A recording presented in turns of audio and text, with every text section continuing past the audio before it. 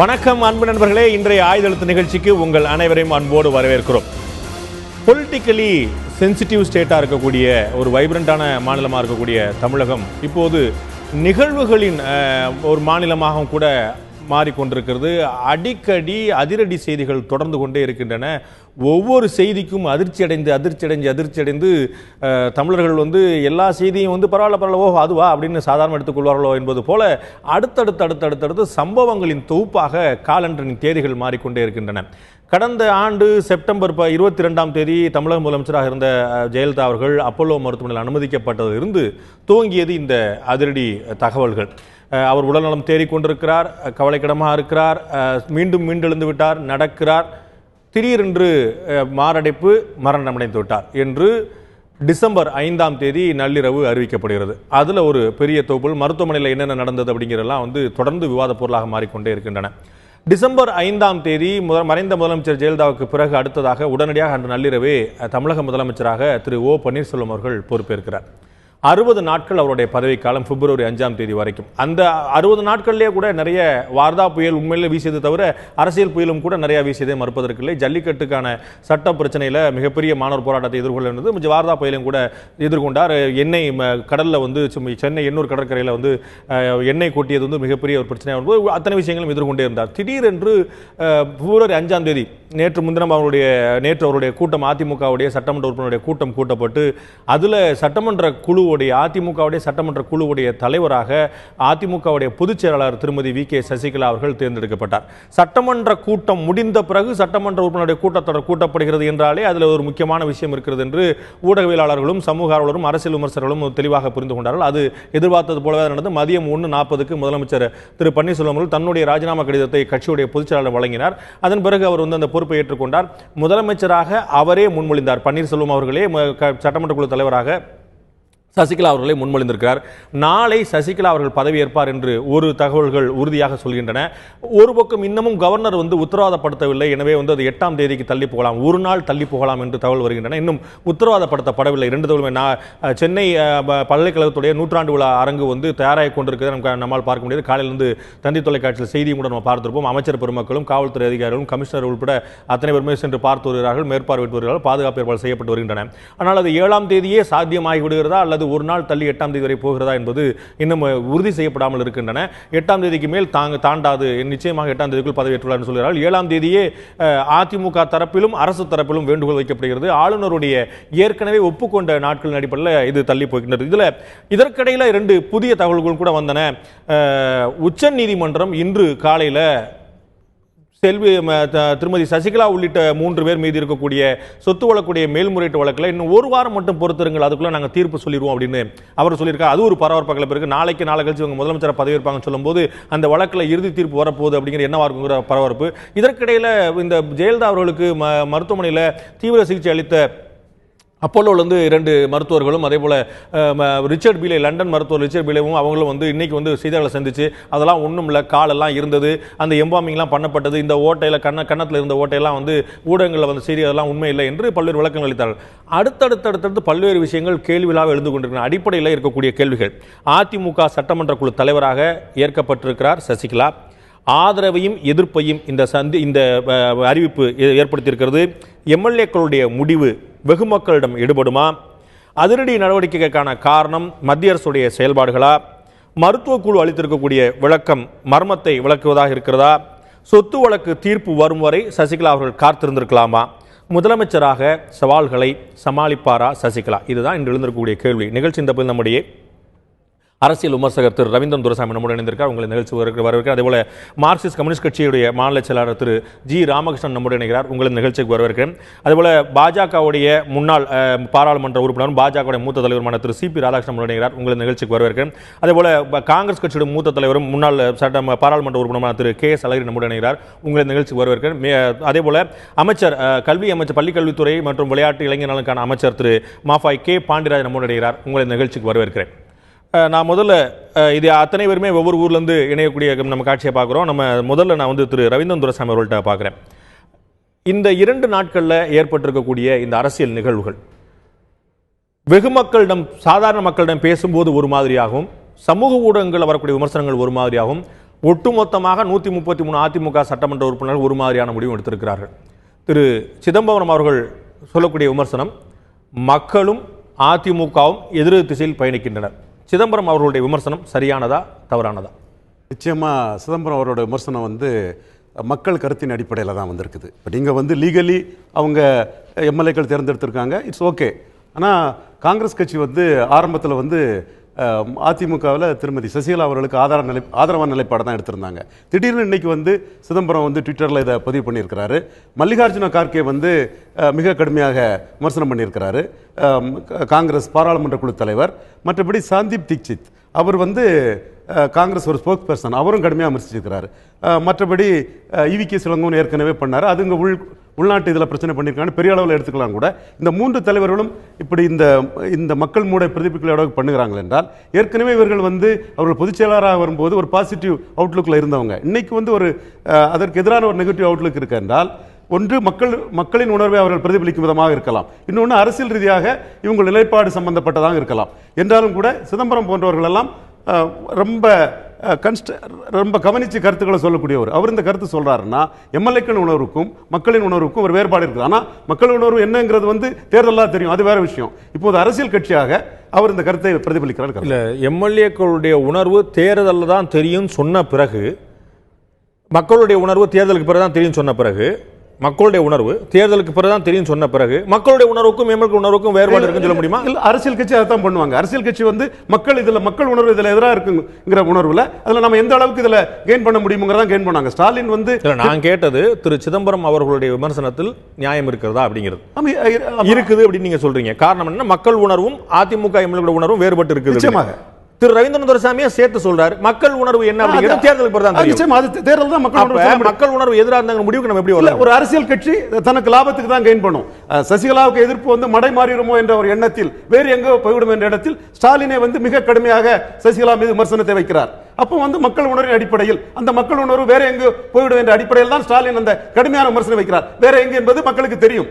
அந்த வகையில் ஒரு விமர்சனம் வருது. இதெல்லாம் மக்களோட ஒரு கருத்து உருவாக்கம் இருக்குதுன்னு அடிப்படையில் தான் சில கட்சிகள் உள்ள விமர்சனங்களும் மாறி வருது. இல்ல, வேற எங்கேயோ போயிரும் அப்படிங்கிறது மக்களுக்கு தெரியும், எனக்கு தெரியல. அந்த வேற எங்கேயோங்கிறது அது தேர்தல் வரும்போது தெரியும். வேற எங்கேயோ அப்படிங்கிறது தேர்தல் வரும்போது தெரியும். ஓகே, எனக்கு தெரியல அப்படிங்கிறதுனால நான் யோசிச்சேன். உங்களுக்கு தெரியும்.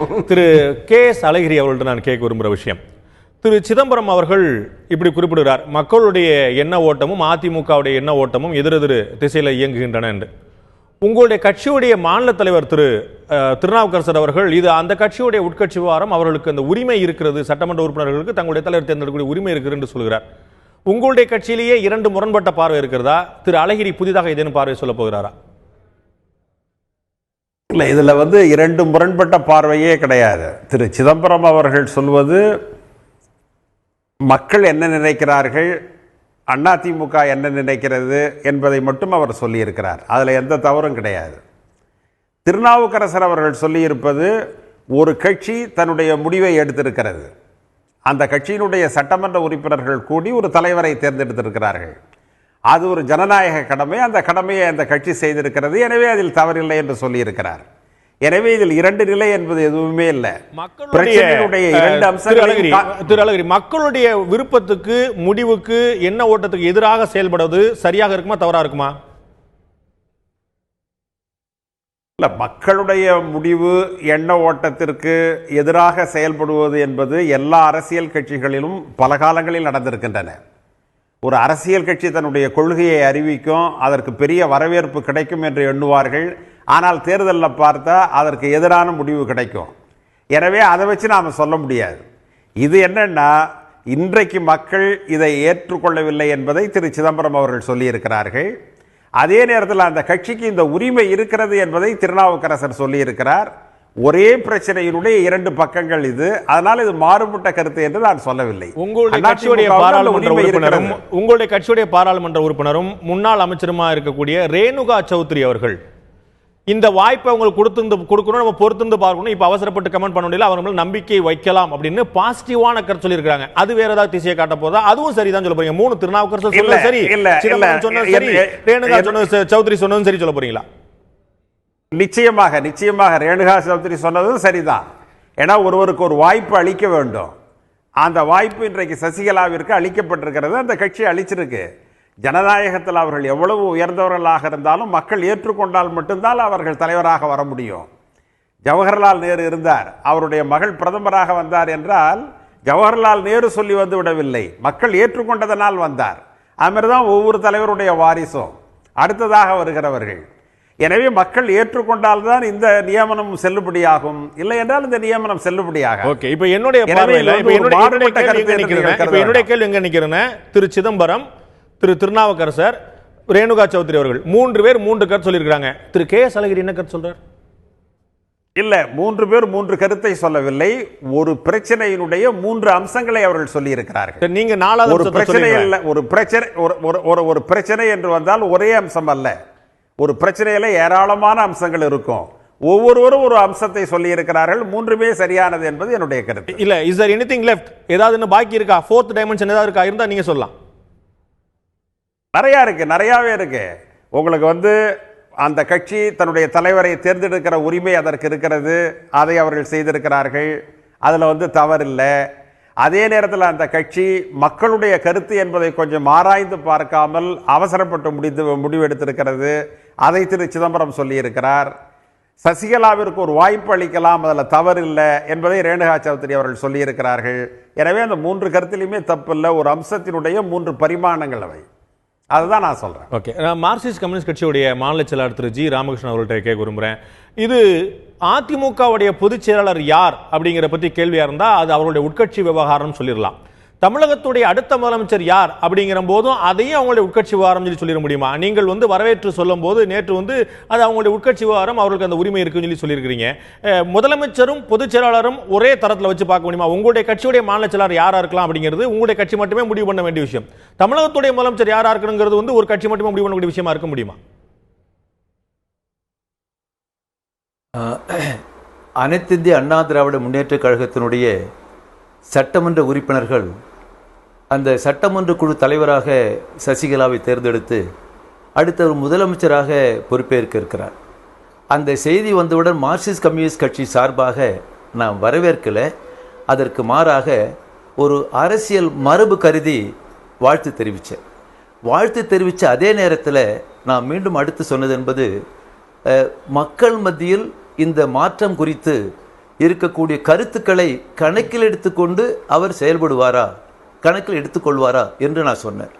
ஒரு ஆளுங்கட்சியில் அந்த கட்சிக்கு யார் பொதுச் செயலாளர் வரணும், யார் முதலமைச்சராக வரணும் என்று தேர்ந்தெடுப்பதற்கு அந்த கட்சி சட்டமன்ற உறுப்பினர்களுக்கு உரிமை இருக்கிறது. அதை போலவே அதை விமர்சிப்பதற்கு அரசியல் கட்சிகளுக்கு மக்களுக்கு உரிமை இருக்கிறது. அந்த அடிப்படையில் தான் நான் கருத்து சொன்னேன். குறிப்பாக அண்ணா திராவிட முன்னேற்ற கழகத்தினுடைய அம்மையார் ஜெயலலிதா முதலமைச்சராக இருக்கின்ற போதே அந்த அரசனுடைய மக்கள் விரோத கொள்கை எதிர்த்து ஒரு தொடர்ச்சியாக இயக்கம் நடத்திய கட்சி மார்க்சிஸ்ட் கம்யூனிஸ்ட் கட்சி. அவருடைய மறைவுக்கு பிறகு ஓபிஎஸ் அவர்கள் முதலமைச்சராக பொறுப்பேற்ற பிறகும் இந்த ஜல்லிக்கட்டு பிரச்சனை உள்ளிட்டு இந்த ஆளும் அரசு அதிமுக அரசுக்காக தொடர்ந்து இயக்கம் நடத்திய கட்சி மார்க்சிஸ்ட் கம்யூனிஸ்ட் கட்சி. இன்னும் சொல்ல போனா இந்த இன்னைக்கு இப்படிப்பட்ட ஒரு முடிவெடுத்திருக்க இந்த பின்னணியில மக்கள் கருத்தை கணக்கில் எடுத்துக் கொள்வாரா என்று நான் எழுப்பிய கேள்வி என்பது ஒரு பொருள் பொதிந்த கேள்வி.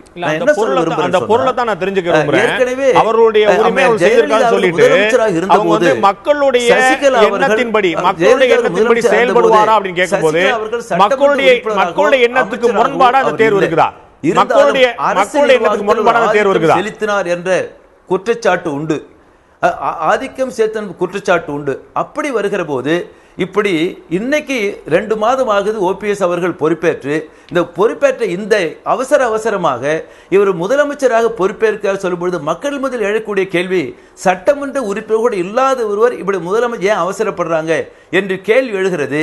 மக்கள் மத்தியில் சசிகலா அவர்கள் முதலமைச்சராக பொறுப்பேற்க வேண்டும் என்று அந்த சட்டமன்ற உறுப்பினர்கள் எடுத்த முடிவின் மீது ஒரு எதிர்மறையான கருத்து வலுவாக தமிழக மக்கள் மீது இருக்கிறது.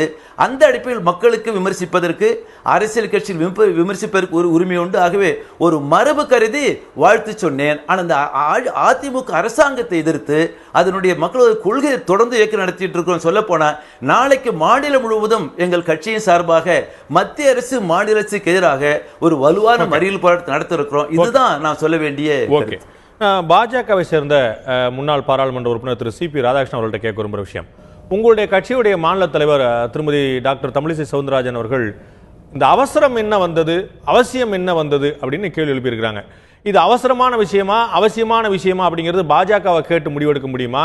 ஒவ்வொரு கட்சியில என்னென்ன செய்யணும், ஒவ்வொரு ஆட்சியில் என்னென்ன செய்யணுங்கிறது வந்து மத்திய அரசை கேட்டு செய்ய வேண்டிய விஷயமா, இல்லாட்டி மாநில தலைமை கேட்டு, பாஜகவுடைய மாநில தலைமை கேட்டு செய்ய வேண்டிய விஷயமா?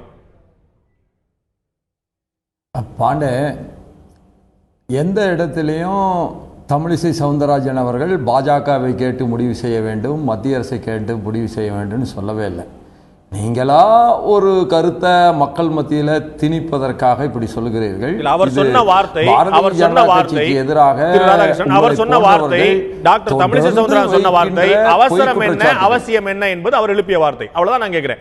அவசரமும் அவசியம் இருக்குங்கிற தீர்மானத்துக்கு பாஜக எப்படி வருகிறது? பொருள் நிறைந்தது, அதுல ஒரு ஆழமான கருத்து இருக்கிறது.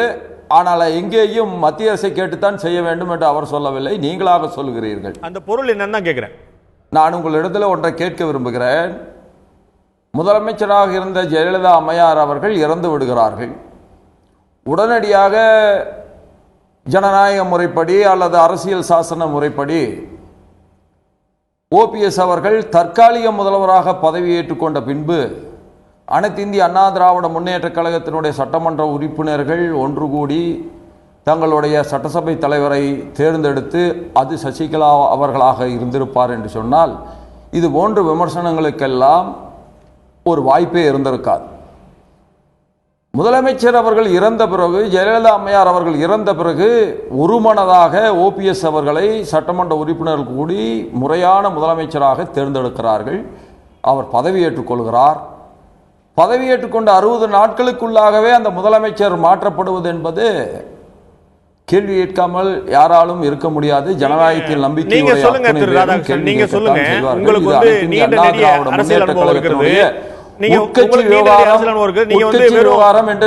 மாற்று கட்சியினரா மட்டுமில்லாம ஒரு அரசியல் ஒரு பார்ட்டிசிபெண்டா சசிகலாவுடைய சம்மதம் இல்லாமல் திரு பன்னீர்செல்வம் அவர்கள் முதலமைச்சராக தேர்ந்தெடுக்கப்பட்டிருப்பார் நீங்க நினைக்கிறீங்களா? அவர்கள் சசிகலாவினுடைய ஆதரவோடு தேர்ந்தெடுக்கப்பட்டாரா, ஆதரவோடு தேர்ந்தெடுக்கப்படவில்லையா என்பதெல்லாம் அந்த கட்சியினுடைய உள் விவகாரம். அதுல என்ன நடந்தது என்பது நான் யூகத்தினுடைய அடிப்படையில் தான் பேச முடியுமே தவிர அதனுடைய உண்மையினுடைய அடிப்படையில் திரு ஓ பன்னீர்செல்வம் தேர்ந்தெடுக்கப்பட்டது வந்து உள் விவகாரம், ஆனால் திருமதி சசிகலா தேர்ந்தெடுக்கப்பட்டது வந்து பொது விவகாரமா? எப்படி ரெண்டு முரணா அவருக்கு முடியும்? அப்படி அல்ல. அப்படி தேர்ந்தெடுக்கப்பட்ட ஓபிஎஸ் அவர்கள் இவ்வளவு விரைவாக மாற்றப்படுவதற்கு எதனால் என்பது பொது விவகாரமாகத்தான் இருக்க முடியும். ஜனநாயக முறைப்படி இதே அனைத்து இந்திய அண்ணா திராவிட முன்னேற்ற கழகத்தினுடைய சட்டமன்ற உறுப்பினர்கள் ஓபிஎஸ்ஐ தேர்ந்தெடுத்தார்களா இல்லையா? தேர்ந்தெடுத்தார்கள். அதே சட்டமன்ற உறுப்பினர்கள் அதே ஜனநாயக அடிப்படையில் அவங்களுடைய கட்சியோட பொதுச் செயலாளர் தேர்ந்தெடுக்கிறாங்க. முடியும். அவங்களுடைய கட்சியினுடைய பொதுச் செயலாளர் தேர்ந்தெடுக்கப்பட்ட போது நாங்கள் ஒன்றும் சொல்லவில்லையே. கடந்த காலத்தில் எப்படி வரலாறு இருந்தது என்று அதே பொதுச் செயலாளர் அதே சட்டமன்ற உறுப்பினர் தேர்ந்தெடுக்கிறாங்க. 3 மாதத்திற்கு ஒரு முறை மந்திரிகள் வெளியேறுவதும் புதிய மந்திரிகள் வருவதுமாக இருந்தது. அதுதான் அனைத்து இந்திய அண்ணா திராவிட முன்னேற்ற கழகத்தினுடைய வரலாறாக இருந்தது. இந்த 2 மாத காலமாக முதலமைச்சர்கள் மாற்றப்படுவது என்கின்ற புதிய வரலாற்றை அனைத்து இந்திய அண்ணா திராவிட முன்னேற்ற கழகம் படைத்திருக்கிறது. இதை விமர்சனம் செய்யாமல் மற்ற அரசியல் கட்சிகள் இருக்க வேண்டும் என்ற நடுநிலையாளரான நீங்கள் எதிர்பார்ப்பது தவறு. யார் விமர்சனம் செய்யாமல் இருக்கணும்னு எதிர்பார்க்கல. உங்களுடைய விமர்சனத்துக்கான காரணம் என்னங்கிறத தொடர்ந்து நம்ம விவாதிப்போம். நிச்சயமாக இதனுடைய மிக முக்கியமான பதில் சொல்ல வேண்டிய இடத்துல இருக்கிறது அனைத்து இந்திய அண்ணா திராவிட முன்னேற்ற கழகம், தமிழக அரசு. திருமதி சசிகலா அவர்களுடைய குடும்பம் பற்றி இருக்கக்கூடிய விமர்சனம் இன்னமும் பொதுவெளியில் இருக்கிறது. வெளியில சமூக ஊடகங்களில் சாமானிய மனிதர்களிடம் பேசினால் அவர்களுடைய எண்ண ஓட்டம் ஆஃப் த ரெக்கார்டா பேசும்போது வேறையாகவும், ஆன் ரெக்கார்டா கேமரா முன்னாடி பேசும்போது வேறையா இருக்கிறத நம்ம கண்கூடா பார்க்க முடிகிறது.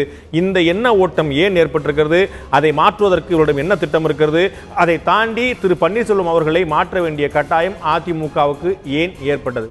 நான் வந்து அமைச்சர் திரு மாஃபாய் கே பாண்டியராஜன் அவர்கள்ட்ட கேட்க விரும்புகிற விஷயம், திரு பாண்டியராஜன், இன்னைக்கு வந்து நடந்திருக்கக்கூடிய பல விஷயங்கள் வந்து பலர் வந்து விமர்சனம் சொல்றது மாதிரி உங்களுடைய கட்சியோடைய உரிமை, கட்சி சட்டமன்ற உறுப்பினர் உரிமை அப்படின்னு பார்க்கப்படலாம். எனக்கு ஒரு அடிப்படையான கேள்வி எழுந்திருக்கிறது. டிசம்பர் 5ஆம் தேதி முதல் பிப்ரவரி 5ஆம் தேதி வரையிலான திரு ஓ பன்னீர்செல்வம் அவர்களுடைய தலைமையிலான ஆட்சி நல்லாட்சியா அல்லது சரியில்லாத ஆட்சியா? அந்த ஆட்சி மிக நல்ல ஆட்சியா இருந்ததுன்னு ஊடகங்கள் உட்பட பொதுமக்கள் உட்பட எல்லாரும் சொன்ன விஷயம்தான். அதுல எந்த மாற்று கருத்தும் கிடையாது. குறிப்பாக மகிழ்ச்சி முதல்வர் அவர்களே நேரடியா மக்களை சந்திச்சது, இந்த மாதிரி விஷயங்கள், பல முடிவுகள் எழுதப்பட்டது. ஜல்லிக்கட்டு மிக விரைவில் அமலுக்கு கொண்டு வந்தது. 3 நாட்கள்ல ஒரு முக்கியமான முடிவை பிரசிடென்ஷியல் அசென்ட்டோட எடுத்து கொடுத்தது. இது எல்லாமே மக்கள் அனைவரும் அப்ரிஷியேட் பண்ற விஷயம் தான். இதை பொறுத்த வரைக்கும் இந்த கேள்விக்கு பதில் சொல்றதுக்கு முன்னால நான் வரேன். நானாவது நல்லாட்சியா இல்லாட்டி சரியில்லையான்னு கேட்டேன். நீங்க மிக நல்ல ஆட்சி அப்படின்னு ஒரு விஷயத்த சொன்னீங்க. மகிழ்ச்சி. இந்த மிக நல்ல ஆட்சியில திரு ஓ பன்னீர்செல்வம் முதலமைச்சராக செயல்பட்டு கொண்டிருக்கக்கூடிய திரு ஓ பன்னீர்செல்வம் அவர்களுடைய பங்களிப்பு என்னவா இருக்கும்? 10%, 20%, 50%, 80%? ஒரு இடைக்கால முதல்வராக பொறுப்பெடுத்தவர் திரு ஓ பன்னீர்செல்வம் அவர்கள். இங்க பாருங்க, முதல்ல இன்னைக்கு சசிகலா அவங்க திரு சின்னம்மா அவர்கள் திருமதி அவங்க முதல் பேச்சு பேசினப்போ என்ன சொன்னாங்க? அம்மா மறைவுக்கு அடுத்து உடனே கட்சி தலைமை பொறுப்பையும் ஆட்சியின் தலைமை பொறுப்பும் சின்னமா எடுக்கணும்னு முதல்ல சொன்னவரே திரு ஓ பன்னீர்செல்வம் அவர்கள் தான். அந்த நேரத்தில் அம்மா இறந்த சோகத்தில் இருக்கிற நேரத்தில் 2 பொறுப்புகளை எடுக்க முடியாது, அது என்னால இயலாது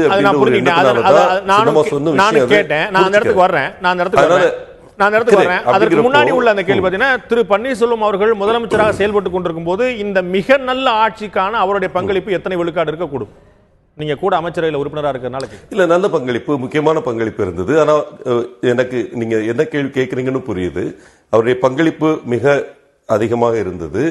அதே நேரத்தில் இந்த 2 மாதங்கள்லையும் கூட சின்னம்மாவுடைய பங்களிப்பு நிறைய இருந்தது. அமைச்சர்களோட ரிவ்யூ பண்றதும் சரி, பல விஷயங்கள்ல அரசுக்கு ஒரு கைடன்ஸாக, ஒரு மென்டராக இருந்தது சின்னம்மா என்பது மறுக்க முடியாத ஒரு உண்மை. ஏன்னா அரசியல் தலைமை என்பது கட்சியோட தலைமை தான்.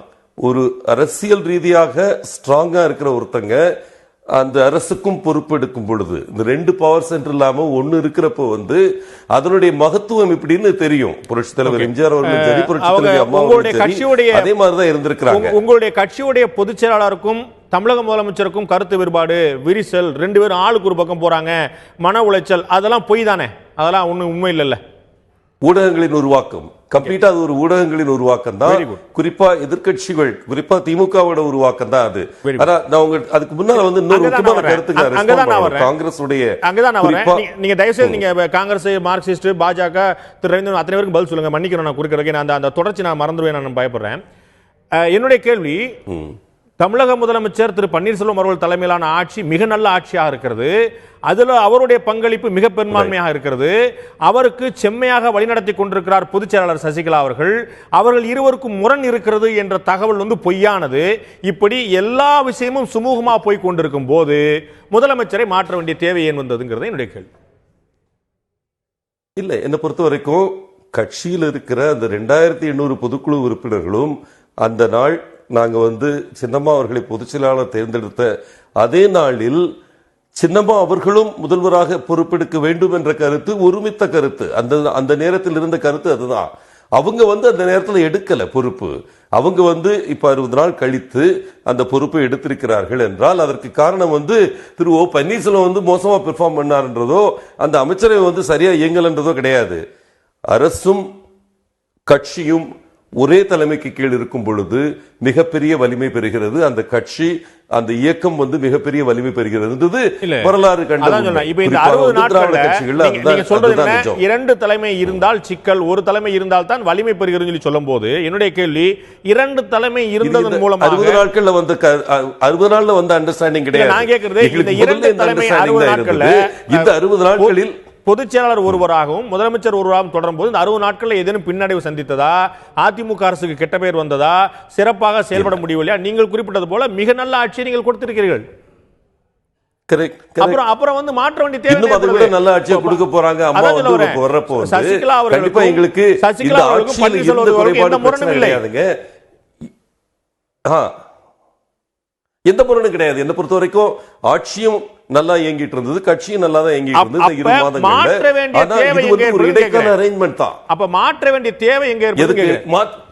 மாற்றத்துக்கு தேவை உங்களுக்கு தெரியும். இந்த 2 மாதங்களில் அரசியல் ரீதியாக எதிர்க்கட்சிகள் என்ன முயற்சிகள் எடுத்துக்கொண்டிருந்தன என்றால் ஏதோ ஒரு பிரிவு இருக்கிற மாதிரி ஒரு கருத்தை விஷக்கருத்தை பதித்துக் கொண்டிருந்தார்கள். அதை எந்த இடத்துலையும் தூண்டி விட்டுட்டு இருந்தாங்க. எல்லா ஊடகங்கள் மூலமாகவும் பரப்பிக்கிட்டு இருந்தாங்க. இன்று ஏன் எதிர்க்கட்சிகள் இன்னைக்கு பெரிய அளவில் ரேட்லா இருக்குன்னா, இந்த தலைமை அரசியல் ரீதியாக வலிமை பெற்ற ஒரு தலைமை இந்த ஆட்சியையும் வழிநடத்தும் ஆட்சியும் நேரம் பொறுப்பெடுத்து வர்றப்போ அதனுடைய தாக்கத்தை அவங்களால தாங்க முடியாது. குறிப்பா இன்னைக்கு காங்கிரஸ் கட்சியே இவ்வளவு ரியாக்ட் பண்றாங்க. ப. சிதம்பரம் அவர்கள் இன்னைக்கு எடுத்து பேசினார்னா அதுக்கு காரணமே ஏதோ ஆட்சி ஏதோ அதிமுக ஒரு பக்கம் எண்ண ஓட்டம் போற மாதிரியும் மக்களுடைய எண்ண ஓட்டம் வேற மாதிரி இருக்கிற மாதிரியும் அவர் கமெண்ட் பண்றதுக்கு காரணம் அவரே கொஞ்சம் ஹிஸ்டரியை எடுத்து பார்க்கணும். ஒரு காலத்தில் இந்திரா காந்தி அம்மையார் பொறுப்புக்கு வந்தப்போ, அதுவும் பெருந்தலைவர் காமராஜர் அவர்களால் சப்போர்ட் செய்யப்பட்டு அந்த டயத்துல சண்டை போட்டு ஃபைட் பண்ணி ஜெயிச்சு வந்த இந்திரா காந்தி அம்மையாரை கூட சுந்தர் குடியான்னு பேசினவங்க இதே காங்கிரஸ் கட்சிக்காரங்க அழகான ஒரு பொம்மை அப்படின்னு கமெண்ட் அடிச்சாங்க. காங்கிரஸ்ல இருக்க பெரிய தலைவர்கள்லாம் அது அவருக்கே மறந்திருக்காதுன்னு நினைக்கிறேன். அந்த மாதிரி அரசியலுக்குள்ள இப்போ அம்மா புதுசு கிடையாது, ஆட்சிக்கு புதிது வந்திருக்கிறாங்க. எப்படி இந்திரா காந்தி அம்மையார் அவர்கள் தன் வழிநடத்துதல் நடக்கக்கூடிய ஒரு தலைவர்னு she really proved herself over the next few years. அவங்க மேல மாற்றுக்கருத்துகள் இருக்கலாம், ஆனா அவங்க ஒரு சுயமாக செயல்படக்கூடிய ஒரு தலைவர், இந்தியாவை பல விதங்களிலும் மாற்றி அமைத்தார் என்பதை யாரும் மறுக்க முடியாது. அந்த மாதிரி ஒரு தலைவராக இன்னைக்கு சின்னம்மா அவர்கள் உருவெடுத்து விடுவார்கள் என்ற எண்ணம் இன்னைக்கு இவங்க மனசுல இருக்கிறதுனால தான் ஸ்டாலின் அவர்களோ பி. சிதம்பரம் அவர்களோ இதை சர்க்காஸ்டிக்கா கமெண்ட் அடிக்கிறது காரணம். பிஜேபி எனக்கு தெரிஞ்ச அந்த மாதிரி கமெண்ட் அடிச்ச மாதிரி தெரியல. ஆனா காங்கிரஸ் திமுக இருவருமே மிகப்பெரிய அளவுல அம்மா சின்னம்மா ஏதோ அவங்களுக்கு ரொம்ப கீழ்த்தரமான வார்த்தைகள் எல்லாம் உபயோகிச்சு அவங்கள கமெண்ட் அடிக்கிற அளவுக்கு ஸ்டாலின் அவர்கள் இறங்கி செல்கிறார் என்றால் அதற்கு காரணம் அவங்களுக்கு இருக்கிற பயம். இந்த நேரத்தில் அரசியல் வலிமை பெற்ற ஒரு தலைமை நமது ஆட்சிக்கு கிடைத்திருக்கிறது அனைத்து இந்திய அண்ணா திராவிட முன்னேற்ற கழகத்துக்கு. அதுதான் முக்கியமான மாற்றம். ஆட்சி தலைமைக்கும் கட்சி தலைமைக்கும் ஒரு பிளவு இருப்பது போல எதிர்க்கட்சிகள் ஒரு புரளியை ஏற்படுத்துகின்றன என்று சொன்னால், அவர்களுடைய சதித்திட்டம் என்று சொன்னால், அடுத்த 5 ஆண்டுகளுக்கும் திரு பன்னீர்செல்வம் அவர்களே முதலமைச்சராக தொடர்ந்து அதற்கு பொதுச் செயலாளர் வழிநடத்தி கொண்டிருந்தார் என்றால், ஆகா நம்ம சொன்னலாம் பொய்யா போச்சுப்பா, 5 வருஷத்துக்கு முழுமையான ஆட்சியை முதலமைச்சராக பன்னீர்செல்வத்தை அனுமதிச்சாங்க, இவருடைய பெருந்தன்மையை பாருங்கன்னு சொல்லி எதிர்க்கட்சிகள் வாயெடுத்து போயிருக்குமே.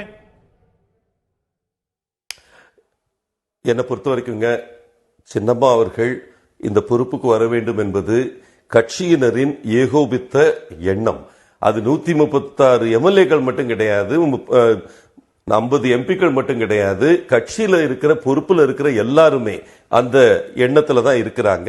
கட்சியின் அடிமட்ட தொண்டர்களும் கூட அந்த உணர்வுல தான் இருக்காங்க. ஏதோ அந்த மாதிரி இல்ல, அவங்க எண்ண ஓட்டம் வேற மாதிரி இருக்கு, அதிமுக தலைமையோட எண்ண ஓட்டம் வேற மாதிரி இருக்குன்றதுல எந்த உண்மையும் கிடையாது.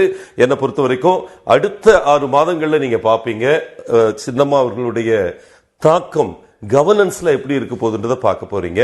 அப்போ எப்படி இந்திரா காந்தி அம்மையாரை தவறா பேசினவங்க எல்லாரும் அதிசயத்து போனார்களோ, அடுத்த 6 மாதத்துல அவங்க செய்த விஷயங்கள், அது ஆப்போசிஷன் பார்ட்டி கிரிட்டிசைஸ் பண்ணவங்களும் சரி மற்றவங்களும் சரி, அதே ஒரு தலைமையை நீங்க காண்பீர்கள். 2 மாசம் நான் அவங்கள அவங்க எங்களை ரிவ்யூ பண்றப்ப பார்த்திருக்கிறேன்.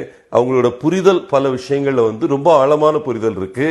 இதுவரைக்கும் மீடியா வெளிச்சத்துக்குள்ள வரலன்றது அவங்களுடைய ஒரே தவறோ தவிர வேற எதுவுமே அவங்க 33 வருஷம் அவங்க அம்மாவோட சவுண்டிங் போர்டா இருந்திருக்கிறாங்க. புரட்சி தலைவி அம்மா அவர்களுடைய க்ளோஸ் அசோசியேட்டா இருந்திருக்கிறாங்க. அவங்க ஏதோ ஒரு பர்சனல் நீட்ஸ் மட்டும் கேட்டர் பண்ணிக்கிட்டு இருக்கிற ஒருத்தங்களா இருந்தது அப்படின்றது தவறான கருத்து.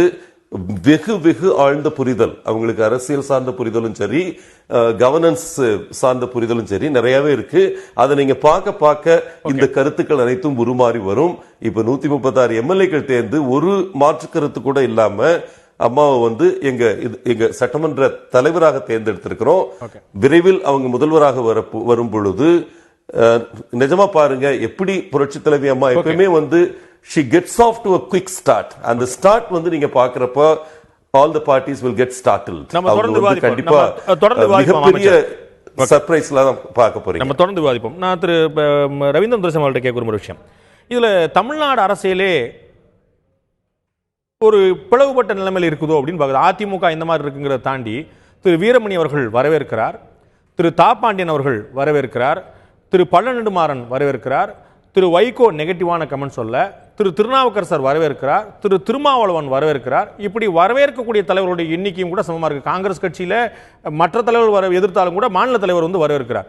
திராவிட முன்னேற்ற கழகம் வேகமாட்டா எதிர்க்கிறது. அதுலேயுமே கூட கனிமொழி அவர்கள் வந்து நான் பொறுத்து தான் பார்க்கணும்னு சொல்லி சொல்றாங்க. துரைமுருகன் அவர்கள் கமெண்ட் பண்ண விரும்பலன்னு சொல்லி சொல்றாங்க. ஆனா அந்த கட்சியுடைய செயல் தலைவர் வந்து ஒரு கருத்தை முன்வைக்கிறார், விமர்சனமான பார்வை வைக்கிறார். அரசியல் கட்சியிலே கூட இதை எப்படி எதிர்கொள்றதுங்கிற ஒரு முரண்பாட்டில் இருக்கிறாங்களோ? இல்லை, பாண்டியராஜன் கருத்து சொன்னார். 6 மாதத்தில் சொல்கிறார். நிச்சயமாக 6 மாதம் நம்ம பார்க்கணும். அவர் விஷுவல் திங்கிங் அசெட்டிவ் லீடராக வருவாங்கன்னு தெரியுது. அவர் சொல்கிறாரு. ஆக நாம் வந்து அவங்க அசெட்டிவ் லீடராக வருவாங்களா இல்லை பப்பட்டாக இருப்பாங்களாங்கிறது வந்து மல்டிபிள் வாய்ஸ் வராமல் ஒத்த வாய்ஸில் அவங்க எப்படி செயல்படுறாங்கன்னு பார்த்து 6 மாதத்தில் தான் சொல்ல முடியும். மல்டிபிள் வாய்ஸ் கட்சிக்குள்ளே வந்தது. அந்த மாதிரி வராங்க. இது மன்னார்குடியில் வந்தது கட்சிக்குள்ள. அது கட்சிக்குள்ள எடுக்க முடியுமா, அதை எப்படி எடுத்துக்கீங்கன்னு தெரியல. திரு திவாரன் பேசுனது, திரு நடராஜன் பேசுனது, அந்த மாதிரி ஸ்பெசிபிக் டெண்டன்சிஸ் இல்லாம அசெப்டிவா ஒன் வாய்ஸா இருந்தீங்கன்னா பாண்டியராஜன் சொல்றது நடக்க வாய்ப்பு இருக்குது. ஓகே, இது தமிழக அரசியல்ல வந்து இன்னைக்கு என்னன்னா ஒரு மாஸ் லீடர் வந்து இறந்து போயிட்டாரு, இன்னொரு மாஸ் லீடர் வந்து இன்ஆக்டிவ்ங்கிற லெவலில் இருக்கிறாரு. அப்போ ஸோ பொலிட்டிக்கல் டைமென்ஷனே முழுமா மாறி போயிடுச்சு. முன்ன கருணாநிதி வர்சஸ் ஜெயலலிதாங்கிற அரசியல் டைமென்ஷன் வந்து முழுக்க வந்து மாறி போயிடுச்சு. இப்போ வந்து இருக்க தலைவர்களே வந்து இண்டிவிஜுவாலிட்டிங்கிறத விட ரிஃப்ளெக்ஷனில் தான் இருக்கிறாங்க. இண்டிவிஜுவாலிட்டி நாளைக்கு நிரூபிப்பாங்க, அது வேறு விஷயம். பட் ரிஃப்ளெக்ஷனில் தான் இருக்கிறாங்க. யாருமே பெரிய க்ரௌட் புல்லருங்கிற அந்தஸ்திலையும் இல்லை, ஒரு மாஸ் லீடருங்கிறத நிரூபித்த லெவல்லே இல்லை. ஆக இன்னைக்கு வந்து மற்ற கட்சிகளுக்கும் மற்றவங்களுக்கும் எந்த திசையில பயணிப்பது, எப்படி போனால் நமக்கு லாபம் வரும், நமது கட்சிக்கு வந்து இந்த இடத்துல என்ன கருத்து சொன்னா நாளைக்குள்ள அரசியல்ல இந்த நம்ம கட்சிக்கு இது கெயினா இருக்குங்கிற அடிப்படையில் தான் எல்லா கட்சிகளுமே அணுகி கொண்டிருக்கிறது. அந்த வகையில் தாப்பாண்டியன் கருத்து, மற்றபடி வீரமணி கருத்து. வீரமணி வந்து அவர் என்ன, அவர் ஒரு கொள்கையில் இருக்காங்க, அரசியலுக்கு வரமாட்டாங்க என்றாலும் மற்ற வைகோ போன்றவர்களும் வாசன் போன்றவர்களும் ஒரு கருத்து சொல்கிறார் என்றால், திருநாவுக்கரசு வந்து காங்கிரஸ் தலைவர் வந்து ப்ரோ ஏடிஎம்கே என்ற அளவில் கருத்து சொல்லும்போது வாசன் அதை வந்து அவசரப்பட வேண்டாம் என்று அதை பார்த்து கொண்டிருக்கிறார். அவர்களுக்கு எதிராக யார் வருவார், அதில் யாரிடம் நமக்கு வந்து அரசியல் முக்கியத்துவம் கிடைக்கும் என்பதை இது வந்து சசிகலா பற்றிய வரவேற்போ விமர்சனமோ அல்ல. அடுத்து நம்முடைய அரசியல் எல்லா அரசியல் கட்சிகளும் அப்படி அந்த லெவல்ல தான் இருக்க முடிகிறது. இன்னும் வைகோ வந்து யார் தன் எதிரியை மாஸ் லீடராட்டு க்ரோட் புலரா எதிர்கொள்வார் என்பதை வைகோ காத்துக் கொண்டிருக்கிறார். அது யாரோ அதற்கு பிறகுதான் வைகோ அதில் உள்ள முடிவு எடுப்பார். இப்படி வந்து ஒவ்வொருவரும் தங்களோட பர்சனல் இதுக்குள்ளதான் இது பண்ணிட்டு இருக்கிறாங்க. இன்னும் சொல்ல போனால் காங்கிரஸ்ல வந்து மாநில காங்கிரஸ் தலைவருக்கு ஒரு கருத்துக்கு எதிரான ஒரு கருத்தை தான் ஈவி.கே. இளங்கோவன் வைக்கிறார். ஆக அதுலயும் வந்து பரப்பட்ட பர்சனல் இன்ட்ரெஸ்டும் பர்சனல் கட்சிக்குள்ள உள்ள கோஷ்டி இன்ட்ரெஸ்டும் அதில் இருக்கத்தான் செய்கிறது. பாஜகவை சேர்ந்த முன்னாள் பாராளுமன்ற உறுப்பினர் திரு சி.பி. ராதாகிருஷ்ணன் அவர்கள்ட்ட கேட்க விரும்புகிற விஷயம், நம்முடைய மத்திய அமைச்சர் திரு வெங்கையா நாயுடு பல முறை குறிப்பிட்ட ஒரு விஷயம், ஊடகங்கள்லையும் சரி எல்லாத்தையும் தந்தி டிவியுடைய பேட்டியிலையும் சரி சொன்ன விஷயம், நாங்கள் வந்து கட்சிக்கு நாங்கள் ஆதரவு கொடுப்பதை பற்றி எதுவுமே சொல்ல, ஆட்சிக்கு ஆதரவு கொடுப்போம். Because OPS is elected leader அப்படின்னு திரும்ப தேர்ந்தெடுக்கப்பட்ட தலைவர் ஓபிஎஸ் தான், அதனால நாங்கள் ஒரு ஆதரவு கொடுப்போம்னு சொல்லியிருக்காங்க. இன்னைக்கு எலெக்டட் லீடர் விகேஎஸ் சசிகலா அவர்கள். ஸோ எலெக்டட் லீடர் அப்படிங்கிறனால சசிகலா அவர்களுக்கு தமிழக அரசு அப்படிங்கிற அடிப்படையில் ஆதரவு தொடருமா, அல்லது ஜெயலலிதாவுக்கு ஒரு பார்வை, பன்னீர்செல்வமுக்கு ஒரு பார்வை, சசிகலாவுக்கு ஒரு பார்வைன்னு மாறுமா? அப்படிலாம் எந்த பார்வையும் நிச்சயமாக பாரதிய ஜனதா கட்சியை பொறுத்தளவிலோ மத்திய அரசை பொறுத்தளவிலோ மாநில அரசுகளில் யார் பதவிகளில் இருக்கிறார்கள் என்பதை பொறுத்து மாறாது. மக்கள் நலனிலே அந்த அரசு எத்தகைய அக்கறையோடு செயல்படுகிறது என்பதை பொறுத்துத்தான் எங்களுடைய பார்வையும் எங்களுடைய உதவியும் ஓடோடி வருகின்ற தன்மையும் இருக்குமே தவிர நீங்கள் சொல்வதை போல யார் ஆட்சி செய்கிறார்கள் என்பதல்ல. நீங்கள் மறுப்பீங்களா இந்த 2 மாசத்துல அதிமுகவை வேறாகவும் ஆட்சியை வேறாகவும் பாஜக அரசு பார்த்தது என்றால் நீங்கள் மறுப்பீர்களா? நாங்கள் கட்சியை பார்க்க வேண்டிய அவசியம் எங்களுக்கு என்ன இருக்கிறது? நாங்கள் என்ன அனைத்து இந்திய அண்ணா திராவிட முன்னேற்ற கழகத்தோடு கூட்டணியில இருக்கிறோமா? கூட்டணியில பார்த்திருப்பீங்க. ஆனால் மத்தியிலே நாங்கள் ஆட்சி பொறுப்பில் இருக்கின்ற நேரத்தில் தமிழகத்தில் அமைதிக்கு பங்கம் விளைவிக்கக்கூடிய சக்திகள் தலை தூக்குகின்றன என்று சொன்னால் நாம் மாநில அரசை முழுமையாக ஆதரித்தாக வேண்டும் என்கின்ற நிலையிலே மத்திய அரசு இருப்பது இயற்கை. அப்படித்தான் இருக்க வேண்டும். ஒரு பொறுப்பான மத்திய அரசு அப்படித்தான் இருக்க முடியும், இருக்க வேண்டும். அப்படித்தான் மோடி அவர்களுடைய மத்திய அரசு அற்புதமாக கடந்த காலத்தில் தமிழக அரசிற்கு உறுதுணையாக நின்றிருக்கிறது.